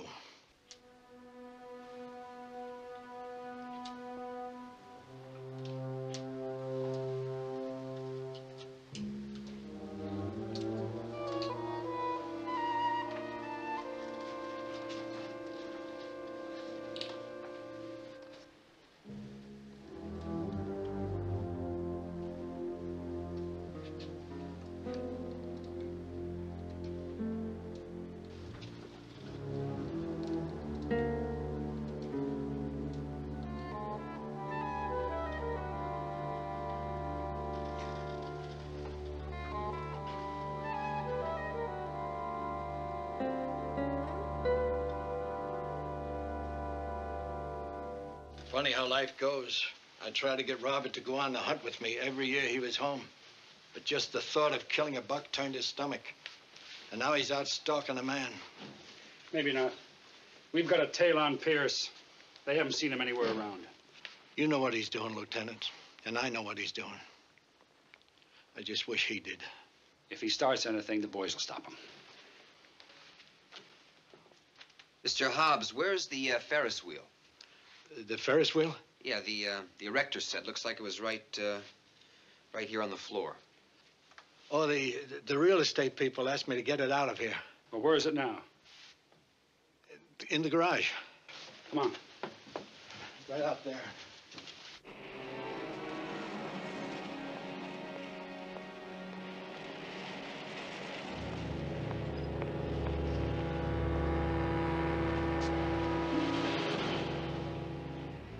Inspectors 35 to headquarters.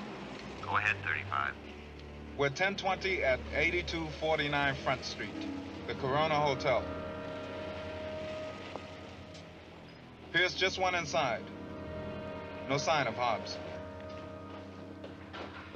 Hey, thanks. What for? Your buddy. Business being the way it's been, we sure appreciate you talking up the place that way. My buddy. Yeah, Roberts. Roberts. 6 feet tall, light hair, brown eyes, easy going. Yeah, that's the guy. That's him. Where'd you put him? Right next door, 205. Thanks.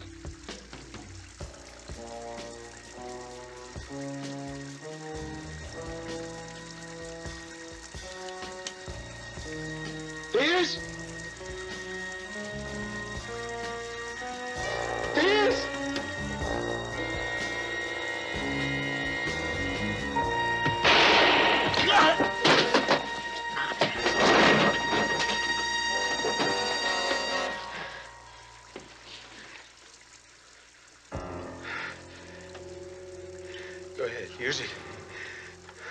I would have knew. I got more respect for the law than you, Hobbs.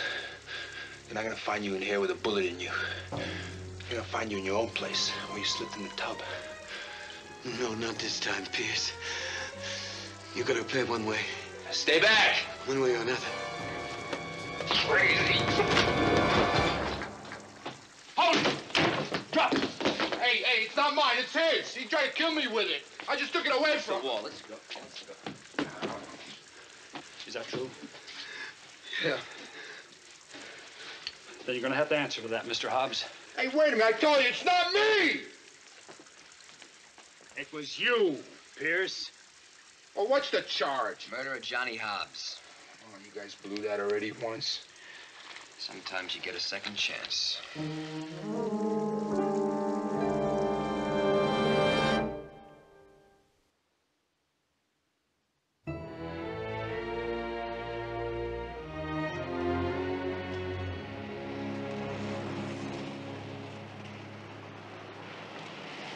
I still can't believe you found it, you know? Got a little tight, all right. Of all places to find it, in your house.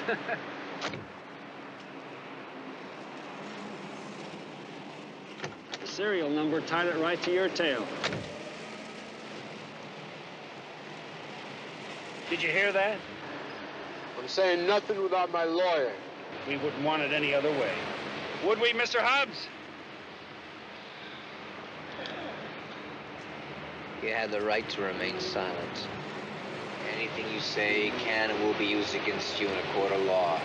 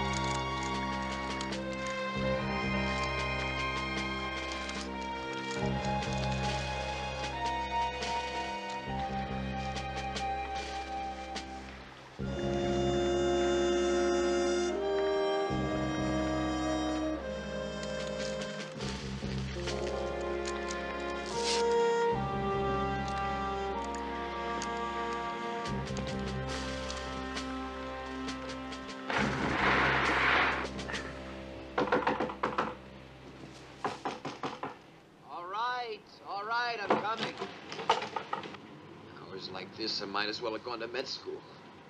Med school, huh? Going's one thing, getting through's another. Yeah, right now, all I'm worried about is getting through the day without any breakfast. What are we rushing about, anyway? Harbor Patrol dragged in a boat. Looks like some guy on that boat got careless with a spear gun. They want us to check it out. A fishing party? No, he was by himself when they spotted it. What time was that? Around 7. Spotted by a Japanese freighter. Was it inbound or outbound? In. Better check to see if anybody on board saw anything else. The captain's name was Tajima. He said there was another boat or a person near it. You really know how to make a guy feel like a slow starter, don't you? Well, what do I need with beauty sleep?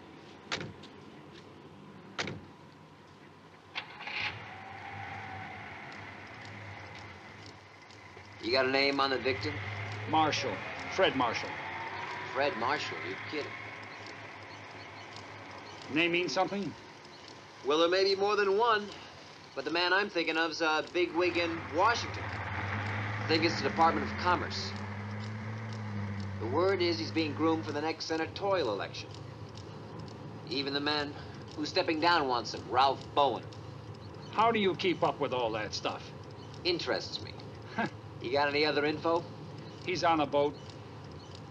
At the dock. Steel shaft through his heart.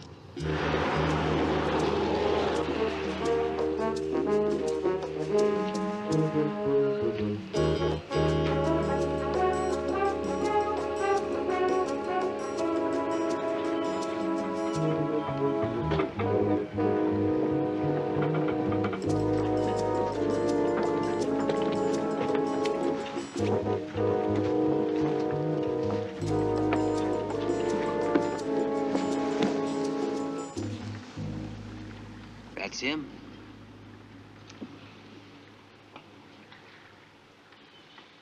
This wasn't an accident.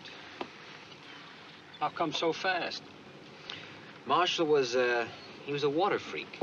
Half the pictures I ever saw, he was either in a boat or standing in a wetsuit with some world's record fish.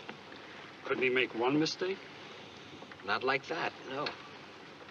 No, anybody with his experience would never load a spear gun out of the water. Well, how about another kind? Let's say the people kind. Well, the papers never sounded like that. You know, he's good-looking, good speaker, married to the right woman. She was always in the fashion page in the newspaper, on television for some good cause. You got a knife? Mm-hmm. Here, cut this. What do you got? Well, this is all his equipment here. It's all dry.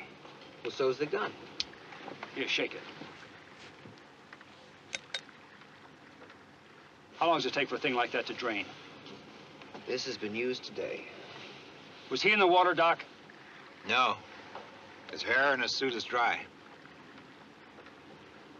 Probably been wiped from prints, but have the lab take a look at it anyway. Yes, sir. We'll also have them lift anything on the ladder here. Right. He was from out of town. Say, whose boat was this? Belongs to Reed Bradshaw. The shipping guy? Yes, sir. Say, didn't you say that Marshall was in Commerce? He is, yeah. Okay. Let's find out where he was staying and what he was doing here.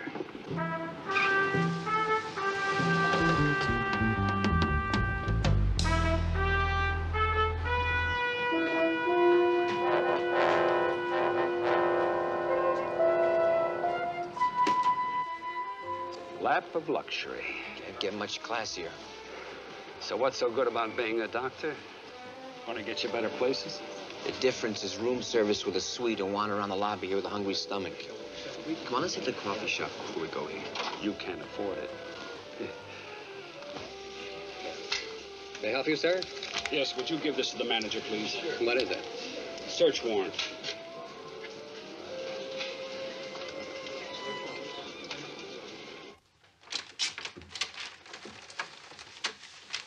Police, keep your hands right where they are. I beg your pardon. Lieutenant, this is Boyd Caldwell, Mr. Marshall's administrative assistant. He has the adjoining suite. Oh, I see. Thank you very much. If we need anything else, we'll let you know. Fine, fine. Lieutenant Stone, homicide. Inspector Keller. Excuse me, but you do know Mr. Marshall is dead? Yes. The coroner's office asked me to come down to make an identification. Something in that stack of papers you need to do that? These are documents to be presented to an investigating subcommittee of the United States Senate. Really? Huh? Well, then I think they ought to be left right where they are. Now, wait a minute. Mr. Caldwell, we have reason to believe that Marshall's death is not an accident. That's crazy. Of course it was an accident. Why would anyone want to kill Fred Marshall? Something in that stack of papers, maybe. Now, look. His death was an accident. And I have to have these papers to prepare for the investigating committee of Senator Bowen. We need everything to be just the way Mr. Marshall left it. Now, there's a court order on its way to seal this room. One called to Washington, you'll never get it. You pick up one more paper, and you're going to be arrested for obstruction of justice. You have no right to intimidate... You want to hear all about rights? He'll read them to you. Otherwise, maybe you just ought to go back into your own room. All right, Lieutenant. But these papers and the rest of Mr. Marshall's personal effects will be flown to Washington with his body. Probably this afternoon. The body remains here. Belongs to the city of San Francisco till after the autopsy. Autopsy? That's right. But now, look, we're not talking about some drunk found dead in an alley. Mr. Marshall was a man of substance, a beloved public servant. Somebody loved him so much that they drilled him with a spear gun. I do trust you'll phrase that a little more delicately when you discuss this with Mrs. Marshall. Well, is she here? She's on an incoming flight. I'm meeting her at the airport at noon. While you're out there, don't get any ideas about leaving. And give you free rein to assassinate the character of a dead man? Not likely.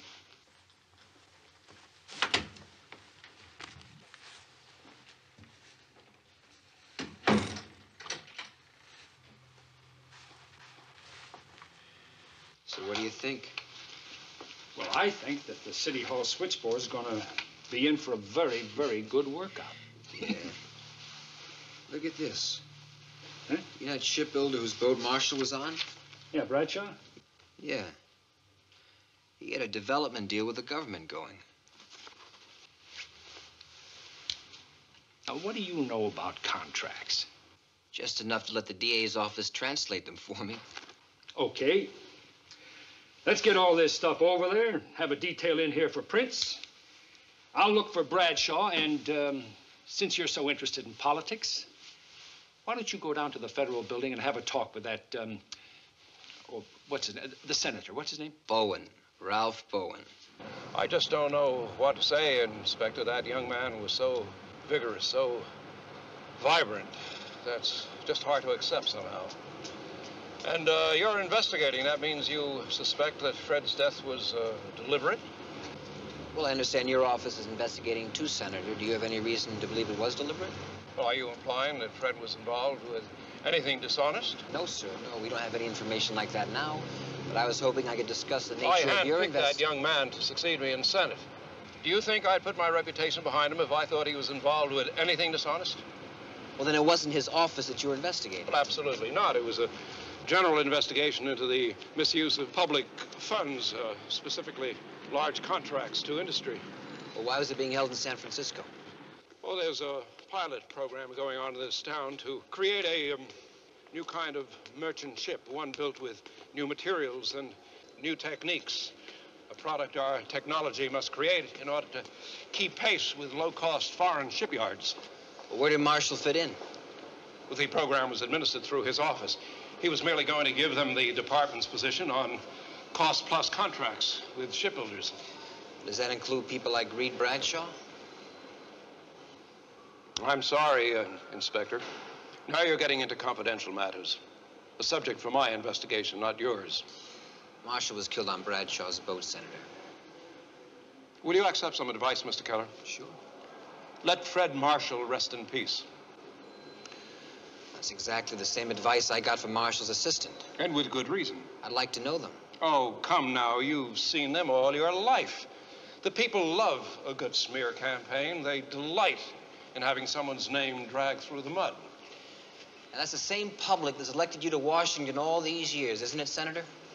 Just seems strange that you, above all people, wouldn't respect their ability to tell the difference between a lie and the truth. The truth I'm concerned with at the moment, young man, is a threat to an extremely important government program. All I'm saying is that any scandal surrounding the death of Fred Marshall can only destroy the objectivity of the people, no matter how highly we both regard them. Now, you'll have to excuse me I have a meeting.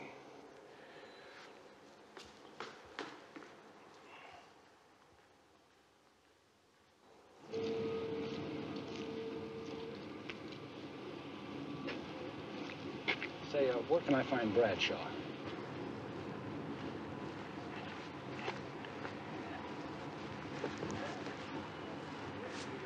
Excuse me, Mr. Bradshaw?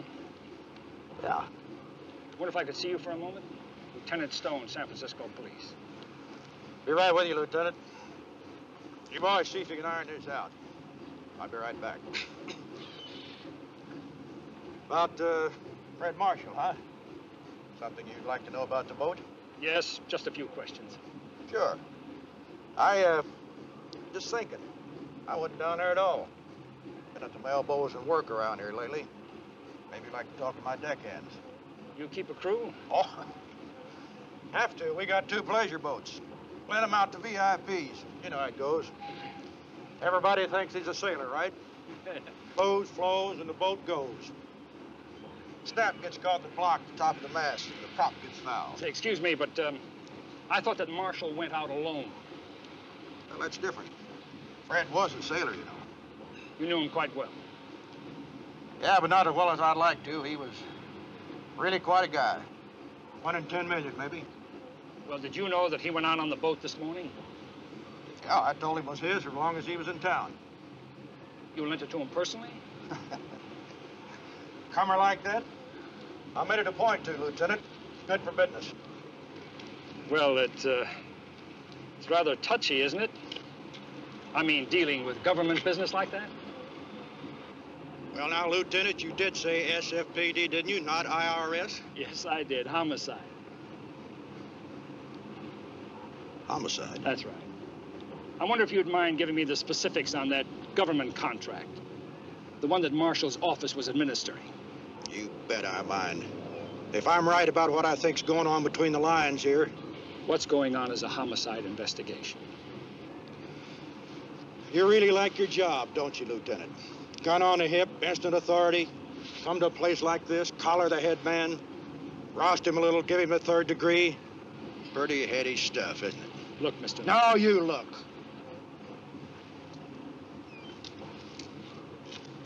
Hey, look at all this.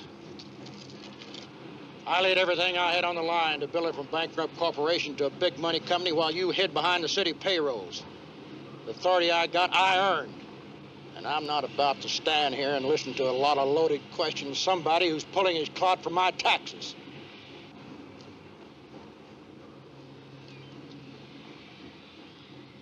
Now, anything else you want from me, you see my attorney. Unless you've got a warrant for my arrest in your pocket. I don't need a warrant.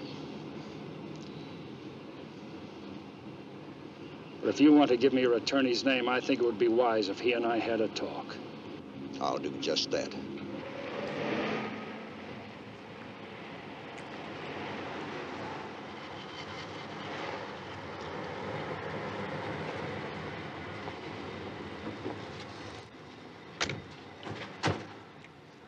You see Bradshaw? Oh, yeah. He's a big shot. Gave me this. Big shot lawyer. Yeah, one of the biggest. Get anything from the senator? Filibuster. Politics still interest you? He gave me such a spiel about a general investigation into the misuse of... Must be the lady. If that's the price of being a public figure, I want it. Yeah, the price can get pretty high in a crowd like that. I got 2 men inside. You have? Yeah.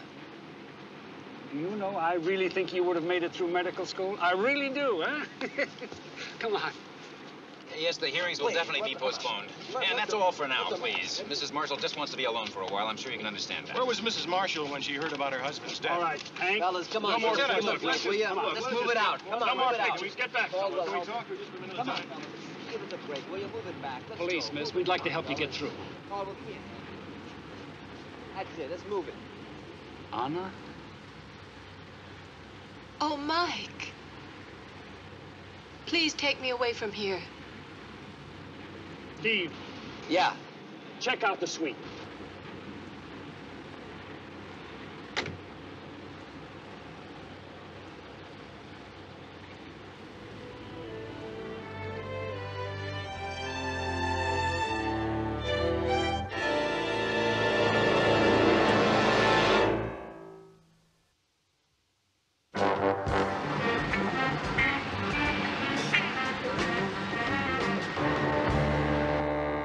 for being there, Michael. I didn't know. It was... Well, you see, I was just... Well, I don't keep up with the society pages. And Ann Marshall was just a name to me. Well, thank you anyway. I just couldn't. I just couldn't have faced all those people. It's such a shock, kid. It's so awful.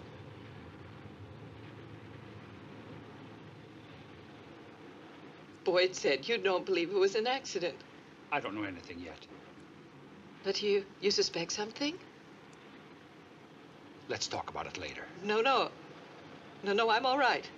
I want to know. Anna, please, No, I have to know. Yeah, Mike's talking to her right now. Well, I have one man inside the suite, another man in the lobby, but I'd like to get a couple more before he gets back. Right, okay. Could you tell Mike when he comes back I went to the yacht harbor?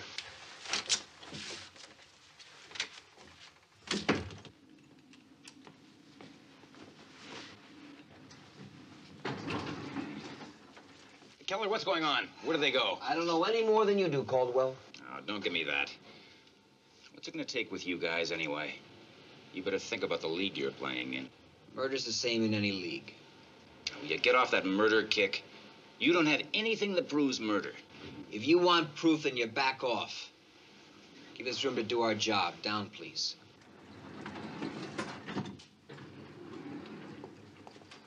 Boyd, we've got to talk.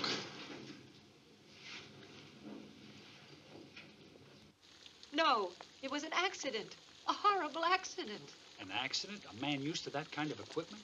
He had a lot on his mind. He was under a great deal of pressure. What from? Michael, please. Couldn't we just drop this? Well, if I did, somebody else would start digging until all the questions were answered. Well, if I answered your questions, could you keep it out of the papers and off of the news? Well, how can you know what happened? Michael, Fred was in trouble. He was in a great deal of trouble. He'd taken money. It was all under the table, of course, mass contributions to his political campaign. But it totaled $300,000. Kickback for a government contract? No. It was unallocated funds from Commerce to make up for overages on a contract. Oh, it was all very complicated. It was very carefully concealed. Until one of Senator Bowen's investigators found out about it anyway. $300,000 from Bradshaw. How did you know that? Just 2 and 2. Your husband was on his boat. He'd refused 12 times. But he was talked into it finally. By his assistant, Caldwell. He kept pressing him. He said he owed it to himself and to his country. He said that money would put him in the Senate, would be a springboard. And in 8 years, we'd see him in the White House. So Bradshaw could have done it? No. I talked to Fred last night. I was in Los Angeles for a fundraising dinner. He'd been drinking heavily, and he was depressed. He was so depressed. I should have known. I should have realized. He couldn't face it. The disgrace. Bradshaw didn't kill Fred. No one did. He killed himself. I should have been with him. If I had, this never would have happened. Anna, please. Please, Anna.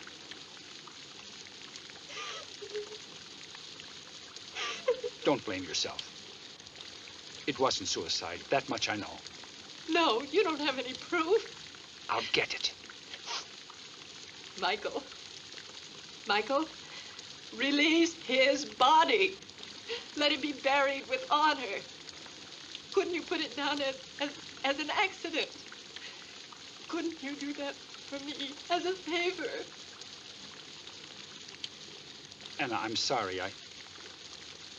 I'm afraid I can't accept favors any more than I can give them. I don't understand what that means. Just that I'm a cop. Oh, I know, Michael, I know. You're just doing the job that you have to do. Well, I think I need a mirror. I think I need a minute to myself.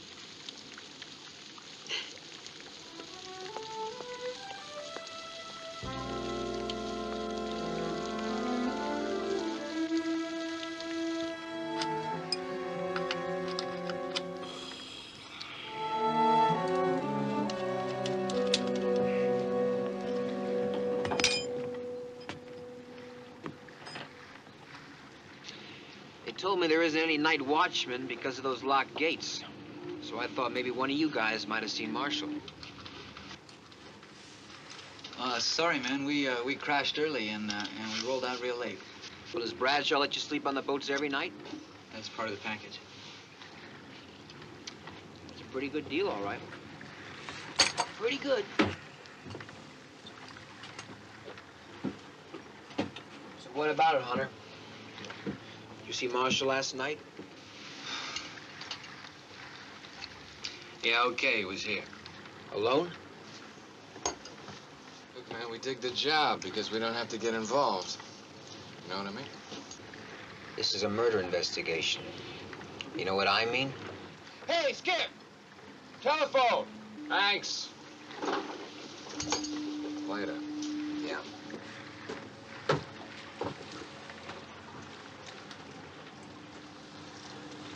So Stillwell, what about it? Was he alone? We crashed early and he was gone in the morning when we climbed out. Yeah.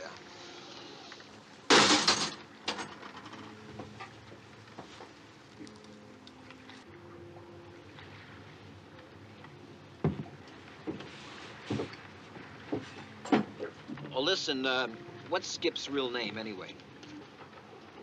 Why? Well, I need it for my records. You know, they make you type everything now. Well, he won't like my telling. Ah. He's got one of those weird ones, huh? Yeah, it figures. Anybody with a nickname usually's got something weird on their birth certificate. Yeah. Yeah, well, his is Newton. Newton? Yeah, that's a winner, huh, Newton? Newton Hunter. I can see why he changed it. Newton. Yours is Terrence? No, it's just Terry. Terry, right. Okay. Thanks for your time. Well, that's it? Yeah. Take care. Yeah, right.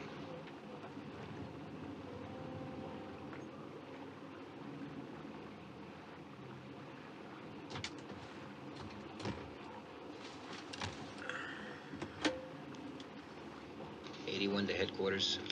Headquarters 81. This is Keller. I need a 1029 on the following subjects. Terry Stillwell, Stillwell,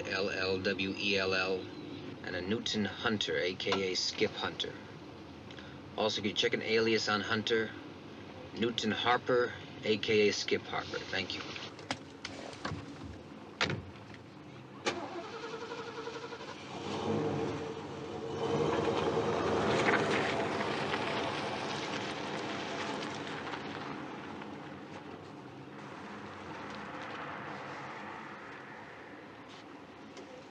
Okay, but this is it. I mean, we got gendarmes down here asking me questions, and that's not too cool for me, you know what I mean? And this is gonna cost you, too. Yeah, because my neck is already out there, that's why. Now, you add 2 big ones on top of what you already owe me and get it here tonight. I don't want to put up with any more sessions like I just had. I'll tell you when later. You tell me where you want me now. Yeah, sure. Yeah, about 10, 12 minutes. I got you. You get that money together.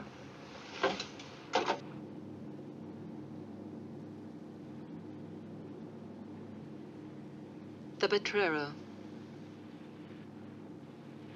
Driver, stop here.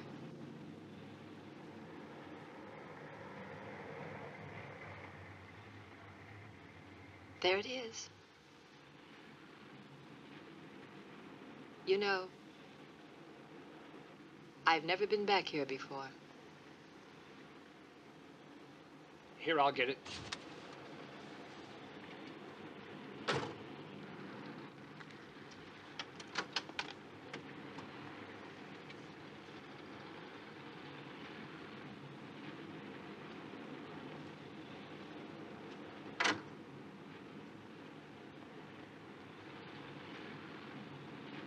There were some good memories here, too, weren't there, Michael? I remember the first day Andy brought you home from school. I thought you were the greatest. Taking time to notice a kid sister. Treating her like a grown-up, not a pest.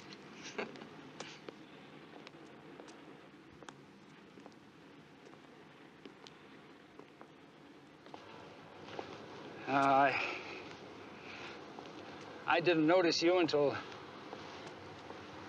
Andy showed me that snapshot. What snapshot? What, I never told you? No. It was during the war, when Andy and I were in the Pacific. Both of us scared stiff, not knowing what we were doing there.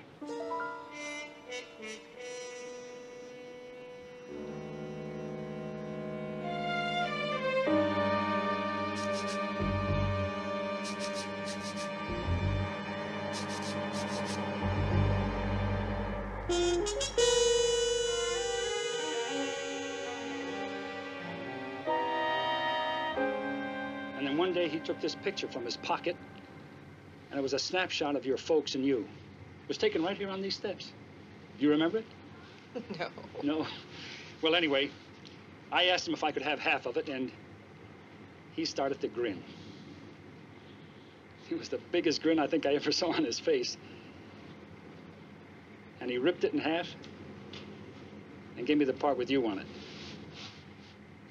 I kept it until the time you sent me the one from Stanford in your cap and gown. I wish you'd said something, Mike. No, you didn't want to hear that. Oh, you're wrong. No. No, I wish you had. No. When I came home, I knew that you wanted to get away from here. Oh, that's not true. Yes, it is. It's true. You were always meant for Nob Hill. And you know what? I'll bet you the reason you didn't come back here is because you were afraid you wouldn't get out again. Isn't that right? Huh? I'll bet it is, isn't it? Come on, admit it. You got out too, Mike. Not too far. Oh. Detective lieutenant, that's better than walking the beat, isn't it? Not always. I think we better get you back, Mike.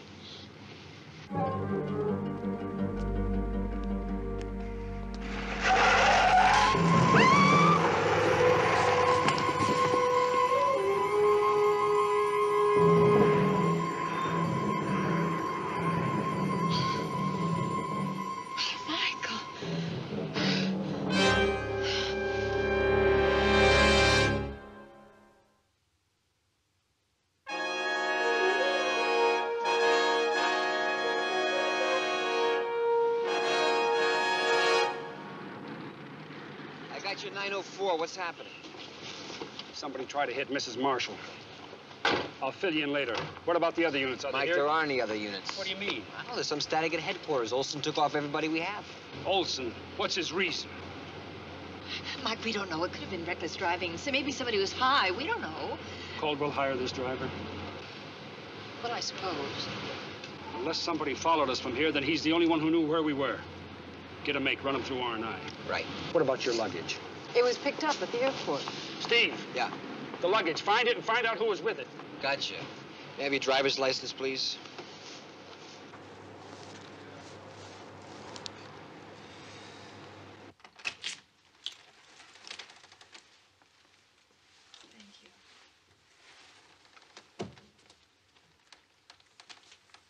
I thought I made it clear that this place was off limits. And I thought I made it clear I don't consider you the highest authority in this city, Lieutenant.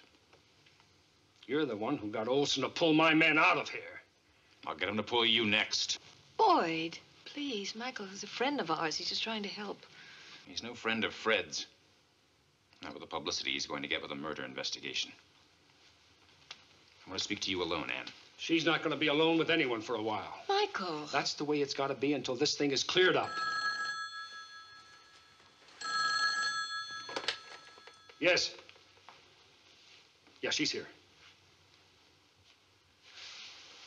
It's for you, Senator Bowman. Hello? Oh, yes, Ralph. Well, thank you. That's very kind. Yes. Oh, this evening? Well, I'm not sure.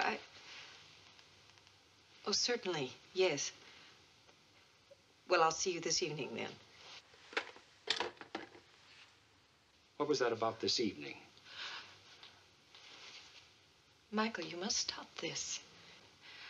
I have to pick up the pieces and go on. That's what Fred would want. But I can't do it if you insist on treating me like a prisoner. You make everything seem like a never-ending nightmare. Michael, I want to be alone. Please. I need to be alone.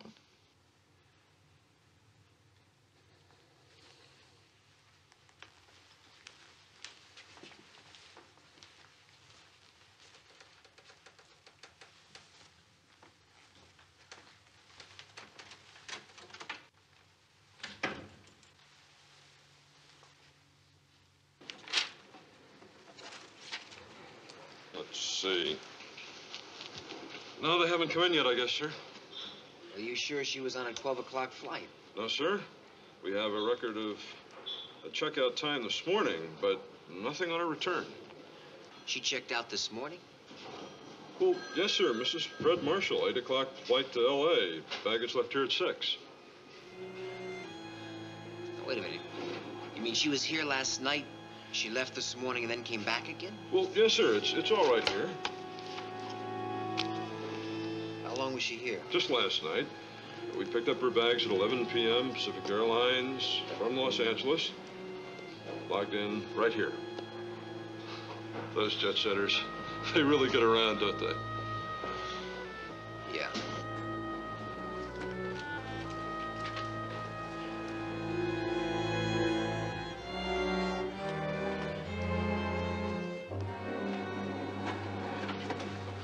Steve, did you find the luggage? It's not in yet. I'll have it inspected as soon as it gets here. What about the driver? R&I says no record. Look, hang on half a minute. We gotta ask you something. How is it you're so close with someone like Fred Marshall's wife in 8 seconds flat? Try 8 years in the Potrero. You're kidding. Anna Slovatska. Her brother Andy was my best pal. He's buried somewhere in the Pacific. Well, I guess she must mean something special to you. Right now, I want to talk to Olson. No, I'm not telling you to pull back. Just stay cool until you hit something solid. Look, I'm not making any charges. But I can't look the other way when there are 3 men who are anxious to have this swept under the rug. And a woman who could be the next target just because of what she knows about them. Well, she doesn't seem too worried. She called just before you got here. Said she didn't want any more protection, no matter what you thought. Rudy, listen to me. It's because she still thinks that her husband killed himself. And you can't prove anything else. Excuse me, Captain. I think we can now. Coroner's report? Yeah. Also, I found something interesting on Boyd Caldwell. Went to the Hastings School of Law right here in the city. Look who paid for his education. Bradshaw Shipyards. Caldwell worked for Bradshaw as an undergraduate. And to pay off the scholarship, he spent 5 years on the legal staff. And he's still paying him back. He's the one who put Bradshaw in with Marshall. It looks that way, yeah? It looks like murder to the coroner, too. Now, there were no sling welts on the person of the deceased, which would have been the case in the event of a self-inflicted wound. The penetration of the spear in the body of the deceased indicates that it was fired from a distance of at least 5 feet. Now, from the position of the body, this would mean the gun was fired from outside the boat. Come in, Lee, come in. Steve? Yeah. That mech you asked for and those 2 guys that work for Bradshaw? Uh-huh. Looks like you might have something, Mike. That's it? It's the missing link? You know that guy I told you about, Hunter? That's not his real name. It's Harper, like it said in the toolbox. Wanted Miami, 2 counts of assault. 1 with intent to commit murder. Bradshaw and Caldwell. Marshall was the witness. They wanted him out of the way. So they give this guy a bonus for a little overtime. Okay, save it.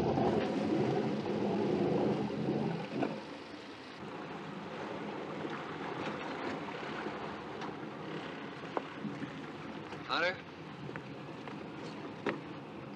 Inspector? What can we do for you? You can take a ride with us. What for? For having two names.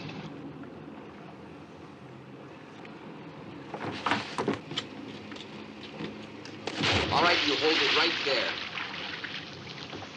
How long will that thing keep him down? No time. It's empty.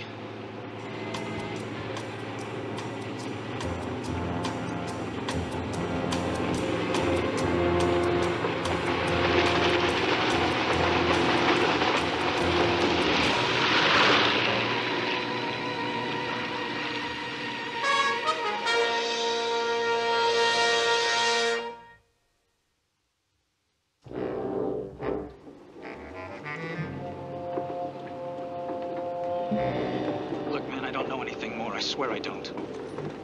I didn't even know he was going to kill anybody until it was all over with, and then it was too late. I mean, it was over with then, right? It's not over. Who paid for the killing, Bradshaw? I don't know. Skip never told me. Okay, book him. Hey, wait a minute. Look, there are a couple things I know. If I tell you, will you believe me that I didn't know anything about the killing? Let's find out. Well, Skip said that he told whoever it is that he wanted out now, tonight, and he was going to meet him and pick up whatever it is they promised to pay him. But I don't know who, only where. Where? China Basin. He was going to take the boat at midnight. Okay, man, I told you about that. Now, you gotta believe me about the rest. You gotta! The jury has to believe you, son. Take him downtown.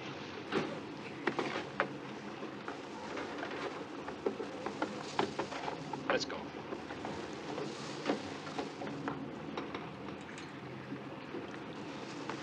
Buy that? Well, the kid has no reason to be lying now. Sure puts a lot of kinks into it, though, doesn't it? Something else I was thinking about. Hunter works for Bradshaw. There's no reason for them to meet in the China Basin in the middle of the night. You're right. Could be Caldwell. Or Bowen. But how would he have known Hunter? Well, maybe we'll get all the answers tonight. You know, Mike, there's one other kink we gotta work out. What's that? Did Ann Marshall happen to tell you where she was this morning? Annie? Well, she came in on the plane from L.A. at noon. I know, but the hotel records say that she was in the suite last night, too. Are you sure? I double-checked it, Mike. I called the airlines, and they confirmed that an Ann Marshall was on the 11 o'clock flight from L.A. last night, and that someone fitting her description was on the 8 o'clock from SFO this morning. Well, it doesn't make any sense. What would she be hopping back and forth for? And what has she got to cover up? I couldn't figure it out either. But it does put her here in town when her husband got it. Now, if you want, I'll arrange things for tonight if you want to talk to her in private. All right. I lied. Why? Because I didn't know what to do. I wanted so much to protect Fred's name and his image. And I saw how determined you were to prove that he was murdered. I felt I had to protect myself. Did you think that I would suspect you of killing your husband? I think you would suspect anyone of anything, Michael. Your whole life seems to be made up of suspicions and accusations. Would I have any reason to suspect you? I think you'd find reason if you dug deep enough. And I knew you'd dig deeper if you found out I was here when Fred died. You told me that you had talked to your husband and that he had been drinking heavily. Is that true? No. I sat here, and I waited for him, but he didn't come back. It wasn't the first time. So I caught a plane back to Los Angeles. I didn't want one of those early morning scenes ever again. And there was a message from Boyd waiting for me. When I got back to my friend's home, you can check it out with them. Their name is Banks. Dr. and Mrs. Paul Banks. Thanks, Anna. What for? Well, the coroner's report had your husband with a normal level of alcohol in his blood when he died. Michael, what does that prove? That I finally told the truth? Maybe it means that I'm just being clever. Clever enough not to lie about something that I couldn't be sure of.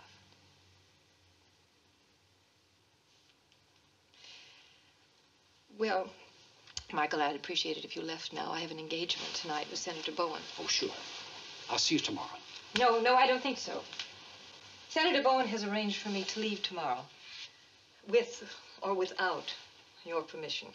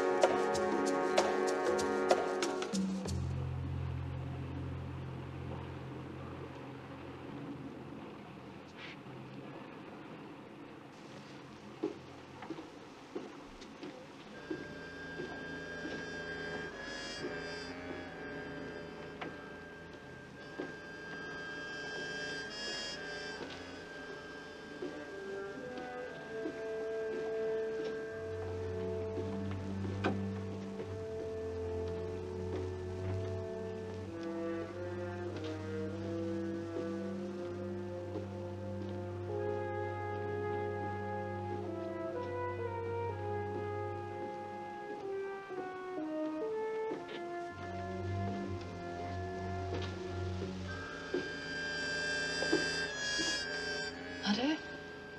No. Mrs. Marshall.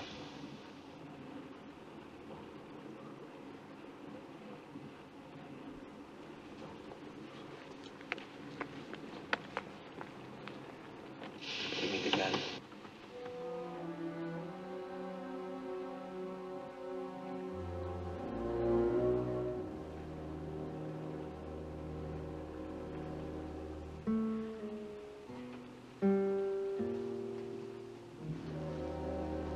How did you know? We didn't. Just knew that Hunter was going to meet someone here. You really would have used this on him, huh? Yes. That attempt on your life, you staged that. I left Mike to make the phone call the second I knew he couldn't change his mind. And you figured if Mike thought you were a target, he'd never consider you a suspect, right? I didn't think Fred's death would be investigated in the first place if it looked like an accident. Then, when you did investigate, I tried to suggest suicide, but nothing would stop you. You know, Mike, I underestimated you. But why your husband?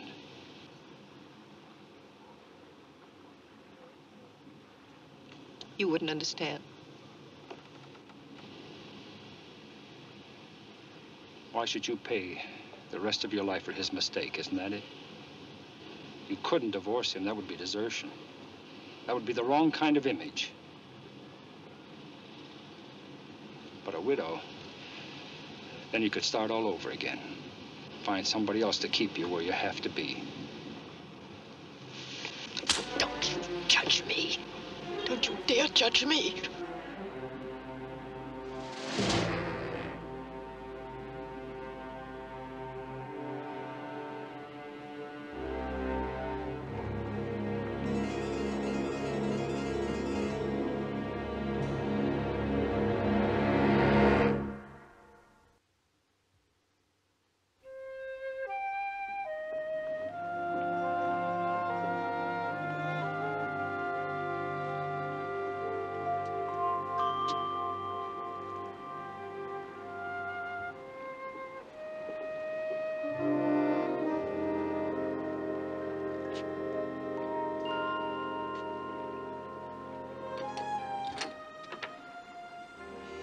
Listen, I tell you, I found a new place. It's over on Polk. Pizzas. Fantastic. Also got the largest beer mugs you ever seen. Want to give it a try after I drop the boat off? My old man used to come in every night, sit at the edge of my bed, and he'd say, every night when the day is over, take a look at yourself. Inside yourself. See what happened. Take a look at the good things and the bad things, especially the bad things, the mistakes. And tomorrow, when the sun comes up, you'll be a smarter man.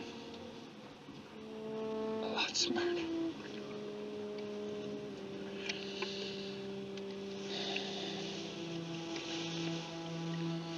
Hit me tomorrow, will you, buddy boy? Please.